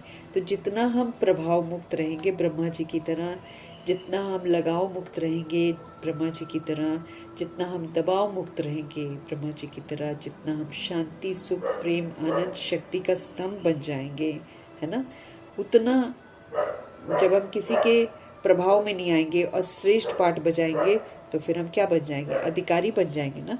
तो फिर बाबा कहते हैं आपने बीज बोया, आपने आत्माओं को सत्य से परिचित कराया, और तो टाइम लगता है। तो पहले प्रजा के अधिकारी होते हैं, फिर पुरुषार्थ करते करते क्या से क्या बन सकते हैं। पहले तो कर्म इंद्रियों को कायदे से चलाने में टाइम लगता है ना, लेकिन फिर करते करते अधिकारी बन जाते हैं। तो जमते जाम तो कोई होता नहीं है, पहले प्रजा के अधिकारी होते हैं, फिर पुरुषार्थ करते करते क्या से क्या बन सकते हैं। बाबा कहते तुमको सर्विस पर देख औरों को भी उमंग होगा कि हम भी क्यों ना ऐसे पुरुषार्थ करें, है ना।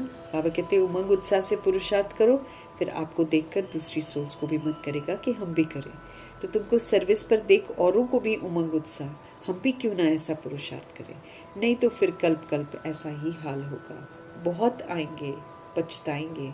उस समय जैसा दुख मनुष्य सारी आयु में कभी नहीं देखते। जब पश्चाताप होता है ना, जब समय बीत जाता है कुछ नहीं कर सकते हैं, तो उस समय का जो पश्चाताप होता है ना, वो वाला जो दुख है ना, वो मनुष्य सारी आयु में कभी नहीं देखते। श्रीमत पर नहीं चलने के कारण पिछाड़ी में ऐसा दुख देखेंगे, बात मत पूछो।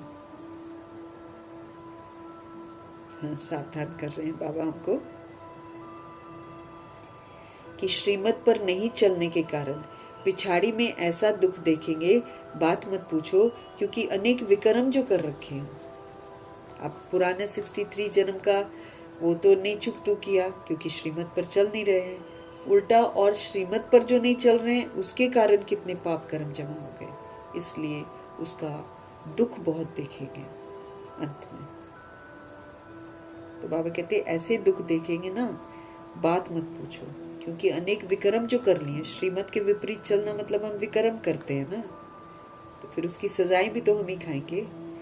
बाबा रास्ता भी बहुत सहज बताते हैं, ऐसा तो नहीं बाबा कोई कॉम्प्लिकेटेड चीज़ हमको बोलते हैं, रास्ता भी बाबा बहुत सहज बताते हैं। सिर्फ कहते हैं सिर्फ तुम मुझे याद करो, तो हम बहुत सारे पाप कर्मों से बच जाएंगे। बाबा को हम याद करेंगे तो बाबा हमको गलत काम नहीं करने देंगे कभी भी, ये गारंटी है उनकी तरफ से कि गलत नहीं करने देंगे। शिव बाबा पर कभी भी नहीं गलत करने देंगे।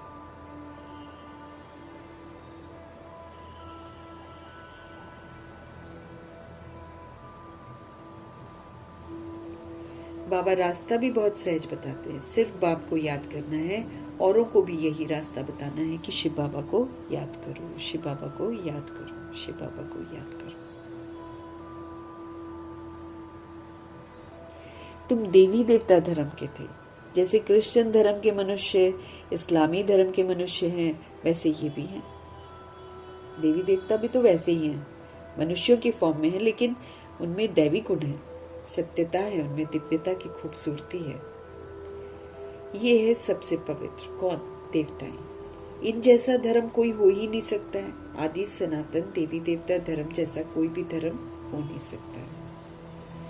आधा कल्प तुम पवित्र रहते हो, आधा कल्प तुम पवित्र रहते हो। स्वर्ग और नर्क गाया हुआ है। हेवन किसको कहा जाता है ये भी किसी को पता नहीं है कि स्वर्ग किसको कहते हैं। बाप भारत में ही आकर बच्चों को जगाते हैं। 5000 वर्ष की बात है। जो स्वर्गवासी थे वही अब नर्कवासी बने हैं। फिर बाप आकर पावन स्वर्गवासी बनाते हैं। एक साजन आकर सभी सजनियों को अपनी अशोक वाटिका में ले जाते हैं। कहते चलो मेरे साथ चलो, अशोक वाटिका में तुमको लेकर चलता हूँ। वहाँ सुख है, शांति है, प्रेम है, आनंद है, सब कुछ है वहाँ पर। अशोक वाटिका में चलो, लेकिन कौन जाएगा? जो सजनी बन जाएगी। साजन के साथ तो सजनी जाएगी ना, तो बराबर की जाएगी। बाप समान जो बन जाएगी वो सजनी बनकर बाबा के साथ जाएगी। कहाँ पर? अशोक वाटिका में। तो पहले पहले बाबा कहते हैं, बाबा हमको अभी पावन स्वर्गवासी बना रहे हैं। जो स्वर्गवासी कल पहले बने थे वही नर्कवासी बनते हैं। फिर नर्कवासी को बाबा स्वर्गवासी बनाते हैं। एक साजन आकर सब सजनियों को अपनी अशोक वाटिका में ले जाते हैं। तो पहले पहले सबको ये कहो कि बाप को याद करो। पहले पहले क्या कहना है? सबको यही कहना है, एक बाप को याद करो। नहीं तो यहाँ बैठे बैठे बुद्धि कहाँ कहाँ भटकती रहती है। भक्ति मार्ग में भी यही हाल होता है। बाबा अनुभवी तो है ना। कौन? ब्रह्मा जी। सबसे अच्छा धंधा जवाहरात का होता है। उनमें सच और झूठ को बड़ा मुश्किल समझते हैं। यहाँ भी सच छिपा हुआ है, झूठ ही झूठ चारों तरफ है, चलता रहता है। झूठ पर सब इतराते हैं, उसी को सत्य समझते हैं, झूठ को। तो बाबा कहते हैं यहाँ भी क्या है, इस समय सच जो है वो छिपा हुआ है और झूठ ही झूठ चारों तरफ चलता रहता है। ये भी ड्रामा में बाबा कहते हैं नूत है। तुम जानते हो हम सब ड्रामा के एक्टर्स हैं, इनसे कोई भी निकल नहीं सकता है। तुम जानते हो हम सब ड्रामा के एक्टर्स हैं, इनसे कोई भी निकल नहीं सकता है।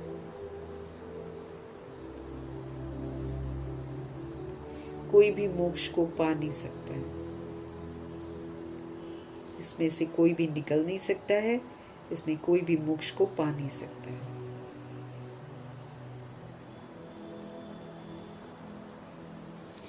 विवेक से काम लेना होता है, समझ से हमको काम लेना है।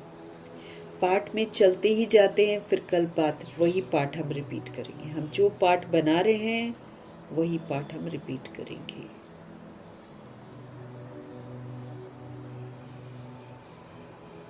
यहाँ पर किसी को भी मोक्ष नहीं मिलता है। पुनर्जन्म लेते लेते रहते हैं। फिर जब बाबा आते हैं ना, तब मुक्त करके लेकर जाते हैं। तो कोई भी मोक्ष को पा नहीं सकता है। विवेक से काम लेना होता है। पाठ में चलते ही जाते हैं, फिर कल्प के बाद वही पाठ जो है रिपीट करेंगे। तुम देखेंगे कि कैसे मनुष्य मरते हैं।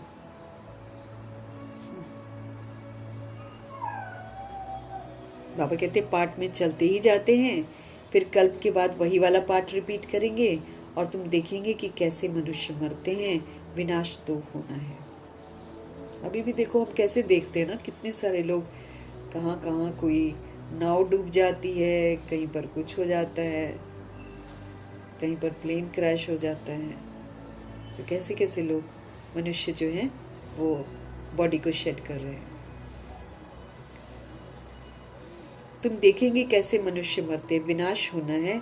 सब आत्माएं निर्वाण धाम में चली जाएंगी। जितनी भी सोल्स है ना, सब निर्वाण धाम में जाएंगी, वाणी से परे धाम में जाएंगी। ये बुद्धि में ज्ञान है। सब आत्माएं निर्वाण धाम में चली जाएंगी, ये बुद्धि में ज्ञान है। सर्विस पर लगे रहने से बहुतों का कल्याण होगा, खुद का भी कल्याण होगा, औरों का भी कल्याण होगा। सर्विस में लगे रहना। आज बाबा ने क्या बोला? जो स्वर्ग के लायक बनते हैं, जो राजाई का पुरुषार्थ करते हैं, वो है खुदाई खिदमतगार। राजाई का पुरुषार्थ करना मतलब सर्वगुणों से संपन्न बनना, बेदाग बनना और संपूर्ण निर्विकारी बनना, मर्यादा पुरुषोत्तम बनना, संपूर्ण अहिंसक बनना, ये राजाई का पुरुषार्थ है। तो जो ये करता है वो इसका सहयोग देता है, और इसका सहयोग वायुमंडल में देता है, प्रकृति में देता है, आत्माओं को देता है। तो वही तो सच्चा सेवाधारी कहलाएगा ना। तो सर्विस पर लगे रहने से बहुतों का कल्याण होगा। सारा परिवार ही इस ज्ञान में लग जाए तो बड़ा वंडर हो जाएगा कि पूरा का पूरा परिवार ही ज्ञान में चल पड़े तो कितना वंडर हो जाएगा, है ना। तो इसलिए जो रूहे हैं उनको शुभ भावना शुभकामना देते रहना है, बुद्धि उनकी सत्यता की तरफ लौटे ये दुआ करते रहना है। बाकी जहाँ चल सकते हैं वहाँ पर चलाने, जहाँ कोई बाहर का इंटरफेरेंस नहीं है वहाँ पर तो फिर आपस में चलना चाहिए, इकट्ठे ज़रूर चलना चाहिए, मुरली मिस नहीं करनी चाहिए। अगर मतलब जो युगल हैं दोनों के दोनों को पढ़ना चाहिए। अब तो टाइम ही नहीं है कि एक जना नखरा करे, है ना। तो इकट्ठे चलना चाहिए।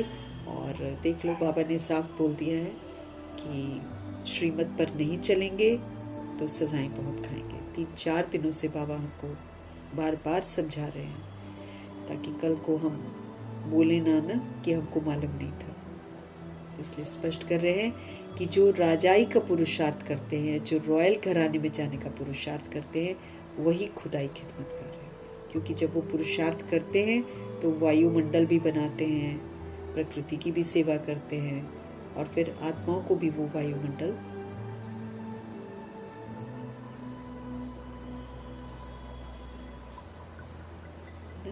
तो वायुमंडल को भी शुद्ध करना है, आत्माओं को भी सहयोग देना है। हमारे ऊपर तो बहुत कर्जे हैं ना, जो हमने बिगाड़ा है उसका शुद्धिकरण करना है। तो जितना हम श्रीमत पर चलते जाएंगे उतना हम इन कार्यों में सहयोगी बनेंगे। अच्छा, मीठे मीठे सिकिलदे बच्चों प्रति माता पिता बाप दादा का याद प्यार और गुड मॉर्निंग। रूहानी बाप की रूहानी बच्चों को नमस्ते। हम रूहानी बच्चों की भी रूहानी बाप को दिल से, जान से, सिख से, प्रेम से, अदब से, पूरे रिस्पेक्ट से, पूरे रिगार्ड से प्यार भरी नमस्ते और तहे दिल से मीठे मीठे परमपिता परमात्मा जी का धन्यवाद करेंगे। धारणा के लिए मुख्य सार है, पिछाड़ी की दर्दनाक सीन से और दुखों से छूटने के लिए अभी से बाप की श्रीमत पर चलना है। अगर हम चाहते हैं कि अंत में दर्दनाक सीन के शिकार न हम हों और जो दर्दनाक दुख होंगे अगर हमको उससे छूटना है तो फिर अभी से, आज से बाप की श्रीमत पर चलना शुरू करो। जो बाबा कहते हैं वही करो। अपने को आत्मा समझना, दूसरों को आत्मा के रूप में देखना, दुआएं देना, शुभ भावना शुभकामना देना, भ्रिकुटी के नीचे किसी को नहीं देखना, ये श्रीमत मिल रखी है ना हमको। दैहिक दृष्टि, दैहिक वृत्ति बिल्कुल समाप्त कर देना, नहीं तो ये एक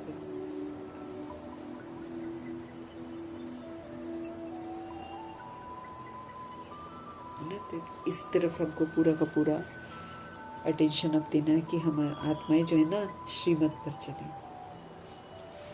आप समान बनाने की सेवा श्रीमत पर करनी है। श्रीमत ये नहीं कि अपने पीछे किसी को लगाना है। जैसे हम शिव बाबा को याद करते हैं या हम शिव बाबा से पढ़ते हैं तो दूसरी सोल्स को आप समान बनाना मतलब उनको भी भगवान का बनाना, उनको भी ऐसा बनाना कि वो भी पढ़े, बाबा की पढ़ाई पढ़े, ये होता है आप समान बनाना। बाकी बनेंगे तो हम सारे नंबरवार ना।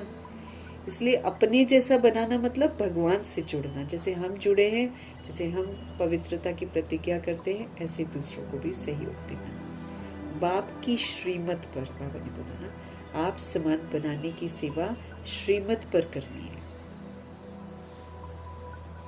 सर्विस में हमें बाप का राइट हैंड बनना है। तो वो हम तब बनते हैं जब हम राजाई का पुरुषार्थ करते हैं, तब हम बाबा का राइट हैंड बनते हैं।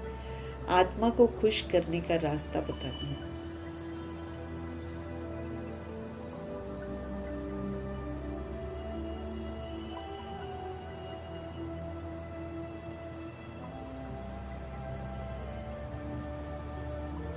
तो सर्विस में बाप का राइट हैंड हमको बनना है। आत्मा को खुश करने का रास्ता बताना है। एक ही विधि से वो खुश हो सकती है, जब वो बाबा की बनेगी। तो आत्मा को खुश करने का रास्ता बताना है, उनके साथ सतोगुणी सतयुगी व्यवहार करना है। वो जब ये बदलाव हमारे में देखेंगे तो वो भगवान के ज़रूर बनेंगे। सबका कल्याण हमको करना है। स्व का कल्याण करके सबका कल्याण कर सकते हैं। तो पहले हमको स्व का कल्याण करना है। तो पिछाड़ी की दर्दनाक सीन से व दुखों से छूटने के लिए अभी से पाप की श्रीमत पर हमको चलना है। आप समान बनाने की सेवा श्रीमत पर करनी है। सर्विस में पाप का हमको राइट हैंड बनना है। आत्मा को खुश करने का रास्ता बताना है। सबका कल्याण हमको करना है। खुद का भी कल्याण तो सबका भी कल्याण। सतगुरु जी का वरदान। स्वयं के संकल्पों की उलझन अथवा सजाओं से भी परे रहने वाले पास विद ऑनर भव। जब हम मनमत चलाते हैं, है ना, तो हम संकल्पों में उलझ जाते हैं और फिर अपने लिए बाबा कहते हैं तुम खुद ही रचते हो संकल्प। हाँ, फिर तुम रच कर उसको उसकी पालना भी करते हो, बार बार उसके बारे में सोचते हो, फिर दूसरों से जिक्र भी कर देते हो, फिर तंग भी आते हो, फिर उससे मुक्त होते हो। ऐसे करते हो। तो स्वयं के संकल्पों की उलझन अथवा सजाओं से भी परे रहने वाले पास विद ऑनर भव। ये जो स्वयं के संकल्पों की उलझन है ना, ये भी दिमाग खराब कर देती है। अंदर से ये करें वो करें, ये ठीक है वो ठीक है, ऐसा तो नहीं है वैसा तो नहीं है, ये जो उलझन है ये बड़ी खतरनाक है। इससे मानसिक रोग लगते हैं। पास विद ऑनर, इज्जत से पास होना, अर्थात मन में भी संकल्पों से सजा न खाएं, क्योंकि जब हम श्रीमत के विपरीत संकल्प करते हैं तो हम सजाएं खाते हैं। मन हमारा उलझनों में उलझ जाता है, मतलब सजा खा रहे हैं। पास विद ऑनर, इज्जत से जो पास होते हैं, मतलब वो मन में भी संकल्पों से सजा नहीं खाएंगे। वो करेंगे ही वही संकल्प जो शिव बाबा कहते हैं। जैसे कि उस दिन हमने पढ़ा था ना परसों, कि भगवान के फरमान के विपरीत तो हमको संकल्प भी नहीं करना है। तब कहलाएंगे फरमान बरदार, तब कहलाएंगे ईमानदार, आज्ञाकारी, वफादार। और अगर हम नहीं करते हैं वैसे, तो फिर हम सजाएं खाते हैं। मन उलझा हुआ रहता है। अब जब मन उलझ जाता है, हम डिसाइड नहीं कर पाते हैं what is right what is wrong, तो वो पनिशमेंट ही तो मिल रहा होता है हमें, उसको पनिशमेंट ही तो बोलेंगे।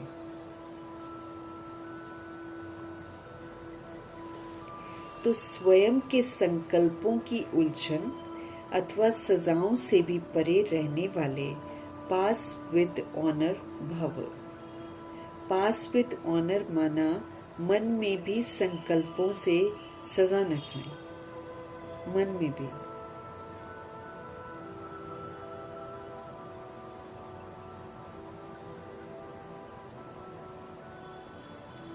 तो पास विद ऑनर अर्थात मन में भी संकल्पों से सजा न खाएं। धर्मराज की सजाओं की बात तो पीछे है, परंतु अपने ही संकल्पों की भी उलझन अथवा सजाओं से हमको परे रहना। धर्मराज की तो सजा मिलेगी ही, लेकिन जब अपना ही मन डिसाइड नहीं कर पा रहा है, कभी क्या सोच रहा है, कभी क्या सोच रहा है, कभी क्या सोच रहा है, वो एक्चुअली हमको पनिशमेंट मिल रहा है। जब मेरा मन खुश नहीं है, फ्री नहीं है, उलझनों में उलझा हुआ है, तो वो मेरे को सजा मिल रही है। तो संकल्पों की भी उलझन अथवा सजाओं से परे रहना, इसको बोलते हैं पास विद ऑनर बनना। ये पास विद ऑनर होने वालों की निशानी है कि वो मन की उलझनों में भी नहीं रहेंगे। मन भी उनका बड़ा क्लीन, शांत, स्थिर होगा। वाणी, कर्म, संबंध, संपर्क की बात तो मोटी है, बाबा कहते हैं। हम वाचा में आ गए, हमने कर्म में कर लिया, हम संबंध संपर्क में आ गए। बाबा कहते ये बातें तो मोटी हैं, लेकिन ये जो संकल्पों में भी उलझन आ जाती है ना, ये ना पैदा हो। ऐसी प्रतिज्ञा करो, तब पास विद ऑनर होगी। हमेशा संकल्प हमारे प्योर हों, पॉजिटिव हों और पावरफुल हों, तो मतलब मन शांत रहेगा। और जब हम इसको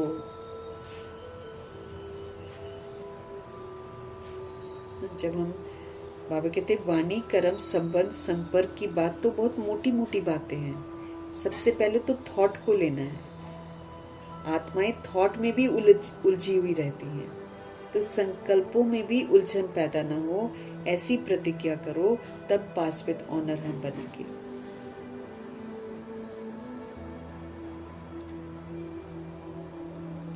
तो स्वयं के संकल्पों की उलझन अथवा सजाओं से भी परे रहने वाले पास विद ऑनर भव। पास विद ऑनर अर्थात मन में भी संकल्पों से सजा न खाएं। धर्मराज की सजाओं की बात तो पीछे आती है, परंतु अपने संकल्पों की भी उलझन अथवा सजाओं से परे रहना, ये है पास विद ऑनर होने वालों की निशानी। वाणी कर्म संबंध संपर्क की बात तो मोटी है, लेकिन संकल्पों में भी उलझन पैदा न हो, हमको ऐसी प्रतिज्ञा करनी है, तब हम पास विद ऑनर बनेंगे। नहीं तो मन की सजा भी खा रहे हैं तो पास विद ऑनर नहीं है। कोई भी सजा खाएंगे तो पास विद ऑनर नहीं है। बिना सजा खाए जो पास होता है वो है पास विद ऑनर।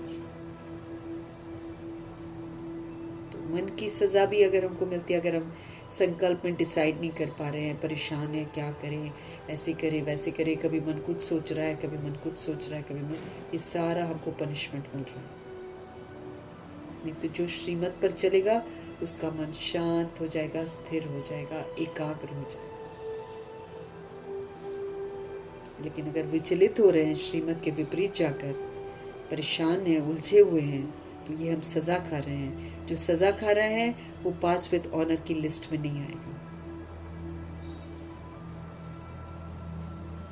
तो श्रीमत पर चलकर ही बाबा कहते सोचो, श्रीमत जैसे बोलती है वैसे ही बोलो, और श्रीमत जैसे बोल रही है ना वैसे ही कर्म करो। नहीं तो मानसिक सजाओं के शिकार हो जाएंगे हम। धर्मराजपुरी की सजा के पहले ये अपने मन के संकल्पों की सजा है, जो उलझा रहता है।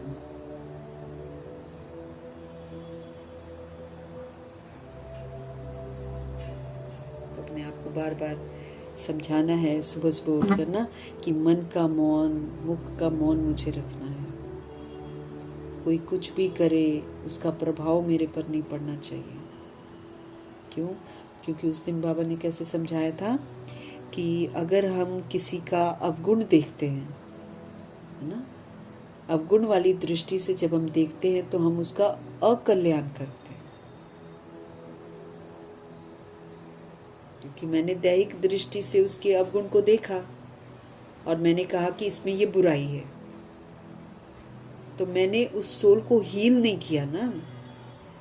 उसको हील नहीं करके, उसको सतोगुणी स्मृति नहीं दिलाकर, मैंने उसके तमोगुणी जो अवगुण है उसका जिक्र किया या मन में जिक्र किया। तो मैंने उसके अवगुण को बढ़ाया, उसको हील नहीं किया।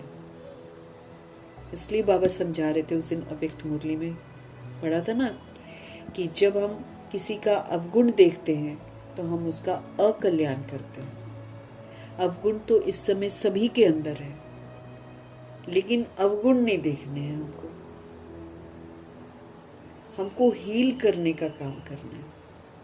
और हीलिंग बाबा हमारी कैसे कर रहे हैं? हमारा सतोगुणी स्वरूप देखकर हमारी हीलिंग कर रहे हैं कि तुम सतोगुणी आत्मा हो, तुम सत्यु की देव आत्मा हो, तुम मेरे नूरे रतन हो, तुम मास्टर सर्वशक्तिवान हो, तुम त्रिकालदर्शी हो। रोज हमको बोल रहे हैं मीठे बच्चे हो, मीठे बच्चे हो, है ना। कैसे हील कर रहे हैं आपको? अच्छा बोल बोल कर हील कर रहे हैं। मेरी ओरिजिनलिटी को देखकर मुझे हील कर रहे हैं। अनादि आदि स्वरूप को देखकर बाबा हील कर रहे हैं। 5 स्वरूपों को देखकर बाबा हील कर रहे हैं। तो बाबा हमारा कल्याण कर रहे हैं। ऐसे ही हमको भी दूसरे के सतगुणी रूप को देखना है, सत्युगी रूप को देखना है, फरिश्ते रूप को देखना है। इस विधि से मुझे उस सोल को हील करना है। नहीं तो हम अकल्याण करने के निमित्त बन जाते हैं। तो कितना हमको ध्यान रखना है। बाबा कहते हैं हील करो सोल को, हील करना है हमें। सब बीमार हो गई हैं आत्मा। हम बीमार हुए ना, तो ये जो काम क्रोध लोभ मोह अहंकार की बीमारी है, ये जो देह के भान और देह के अभिमान की बीमारी है ना, ये छुआछूत की बीमारी है। हम लोग को देखकर दूसरे लोगों को भी बीमारी लग गई है। तो अब क्या करेंगे? अब बाबा हमारी बीमारी ठीक कर रहे हैं, सुप्रीम सर्जन हमारी बीमारी ठीक कर रहे हैं। तो जैसे वो हमारी बीमारी ठीक कर रहे हैं ना, ऐसे हमें दूसरों की बीमारी को ठीक करना है। मतलब अपनी दृष्टि वृत्ति को बदल लेना है, इसको रूहानियत लानी है और भ्रिकुटी में विराजमान होकर फिर पाठ बजाना है।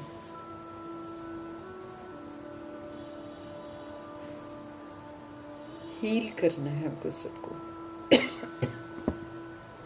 सारी सोल्स बीमार हैं। और सबसे बड़ी बात है कि हम बीमार हुए तो सब बीमार हुए। हाँ, इसलिए हम किसी को कुछ बोल ही नहीं सकते हैं। हम बस हील कर सकते हैं। उससे क्या होगा कि जब हम प्योर पॉजिटिव पावरफुल संकल्प करेंगे ना सबके लिए, तो हम भी तो प्योर बनते जाएंगे, फिर और पावरफुल बनते जाएंगे, पॉजिटिव बनते जाएंगे, करते जाएंगे, हम भी बनते जाएंगे और उनको भी बनाते जाएंगे। ऐसे बाबा सिखा रहे हैं हमको कि तुम क्यों क्या कैसे मत करो, तुम लगाओ बिंदी और अब करो वो जो मैं तुम्हें कहता हूँ।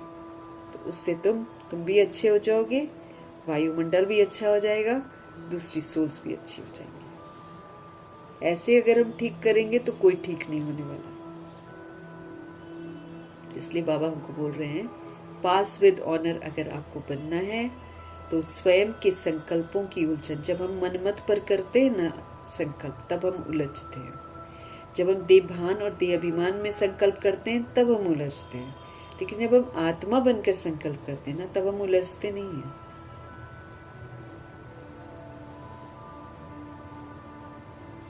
जब हम आत्मा बनकर और श्रीमत प्रमाण संकल्प करते हैं ना, कभी भी नहीं उलझेंगे, मन बड़ा शांत रहेगा।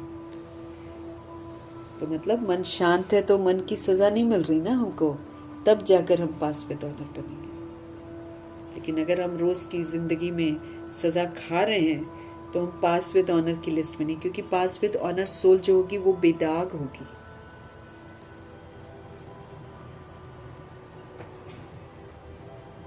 तो अगर कॉन्सेप्ट क्लियर नहीं है, उलझे हुए हैं हम, तो हमको समझना चाहिए कि हम सजा खा रहे हैं। स्लोगन है ज्ञान घृत और योग की बत्ती ठीक हो तो खुशी का दीपक जगता रहेगा। हम सभी आत्मा रूपी दीपक है। बाबा हमको समझ देकर जगा रहे हैं। हमको सदा जगा रहना है, सदा खुश रहना है।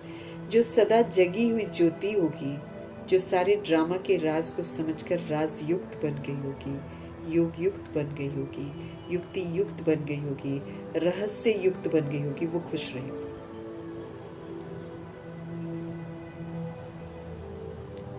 उसके लिए बाबा क्या बोल रहे हैं? ये जो आत्मा रूपी दीपक है ना, इसमें ज्ञान का घृत डालते रहो। ज्ञान घी का काम करता है, ताकत देता है। तो ये ज्ञान का घी बुद्धि में टपकता रहे और योग की बत्ती भी बिल्कुल ठीक रहे, योग भी एक परमात्मा से लगा रहे।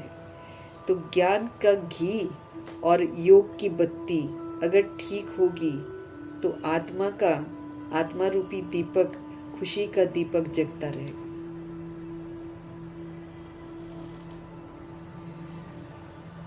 आत्मा रूपी दीपक, खुशी का दीपक जगता रहेगा।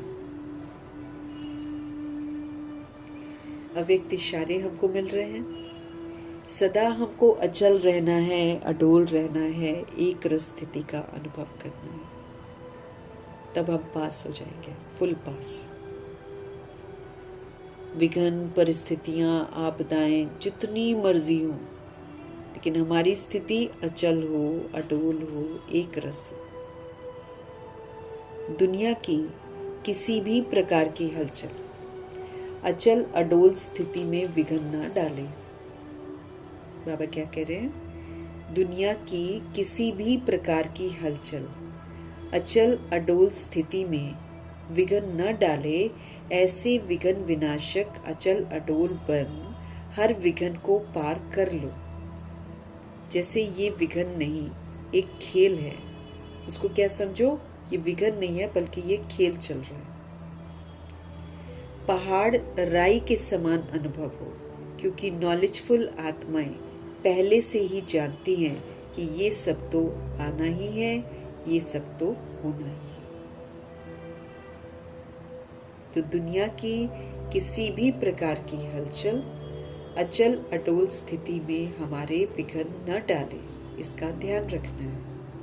ऐसे विघ्न विनाशक अचल अडोल बनकर हर विघ्न को हमें पार करना है। जैसे ये विघ्न नहीं, बल्कि एक खेल है। पहाड़ राई के समान अनुभव हो, क्योंकि नॉलेजफुल आत्माएं पहले से ही जानती हैं कि ये सब तो आना ही है, ये सब तो होना ही है। हलचल होगी, लेकिन हमको अचल अडोल स्थिति में, प्रभाव मुक्त स्थिति में रहना है। अगर हम अचल अडोल प्रभाव मुक्त स्थिति में हैं, तो समझो कि विघ्न मेरे ऊपर हावी नहीं हुआ, लेकिन मैंने विघ्नों को जीत लिया। ऐसे विघ्न विनाशक अचल अडोल बनकर हमने हर विघ्न को पार करना है। जैसे ये विघ्न नहीं है, बल्कि ये एक खेल है। पहाड़ राई के समान हमको अनुभव होना चाहिए। क्यों? क्योंकि नॉलेजफुल आत्माएं जो हैं, वो पहले से ही जानती हैं कि ये सब तो होना ही है।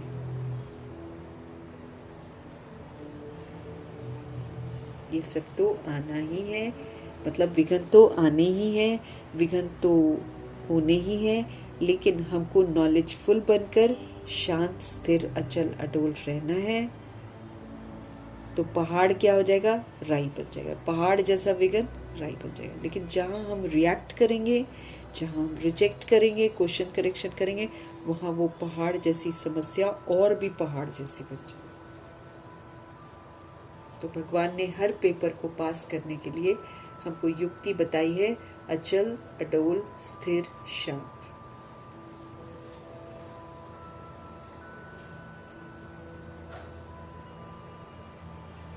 मीठे परमात्मा की मीठी समझाने के लिए हम सभी आत्माएं उनका धन्यवाद करेंगे। ब्रह्मा माँ का धन्यवाद करेंगे, जगदम्बा माँ का धन्यवाद करेंगे,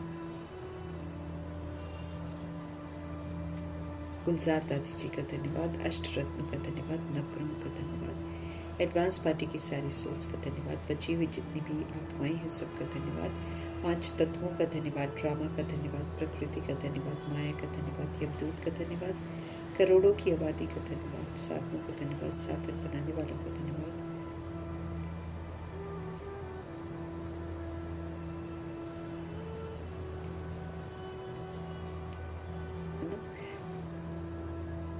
साधनों का धन्यवाद, साधन बनाने वालों का धन्यवाद, साथ में रहने वाली सोल्स का धन्यवाद, सहयोगी आत्मा का धन्यवाद, अविनाशी खजानों का धन्यवाद, समय का धन्यवाद, शरीर रूपी इंस्ट्रूमेंट का धन्यवाद, पूरे यूनिवर्स का धन्यवाद, आप सभी सोल्स का धन्यवाद, करोड़ों की जितनी भी आबादी है सबका धन्यवाद। क्योंकि तभी हम विश्व कल्याणकारी बनते हैं, जब हम एक एक आत्मा के लिए अच्छा सोचते हैं, तभी हम सजाओं से मुक्त होते हैं। तो सभी का धन्यवाद करेंगे। और जो सृष्टि रूपी ड्रामा है, जो सृष्टि की इतनी मेहमान नवाजी है, जो हमको रखती है, हमको खिलाती पिलाती है, ऐसी सृष्टि का हम धन्यवाद करेंगे। तहे दिल से हम धन्यवाद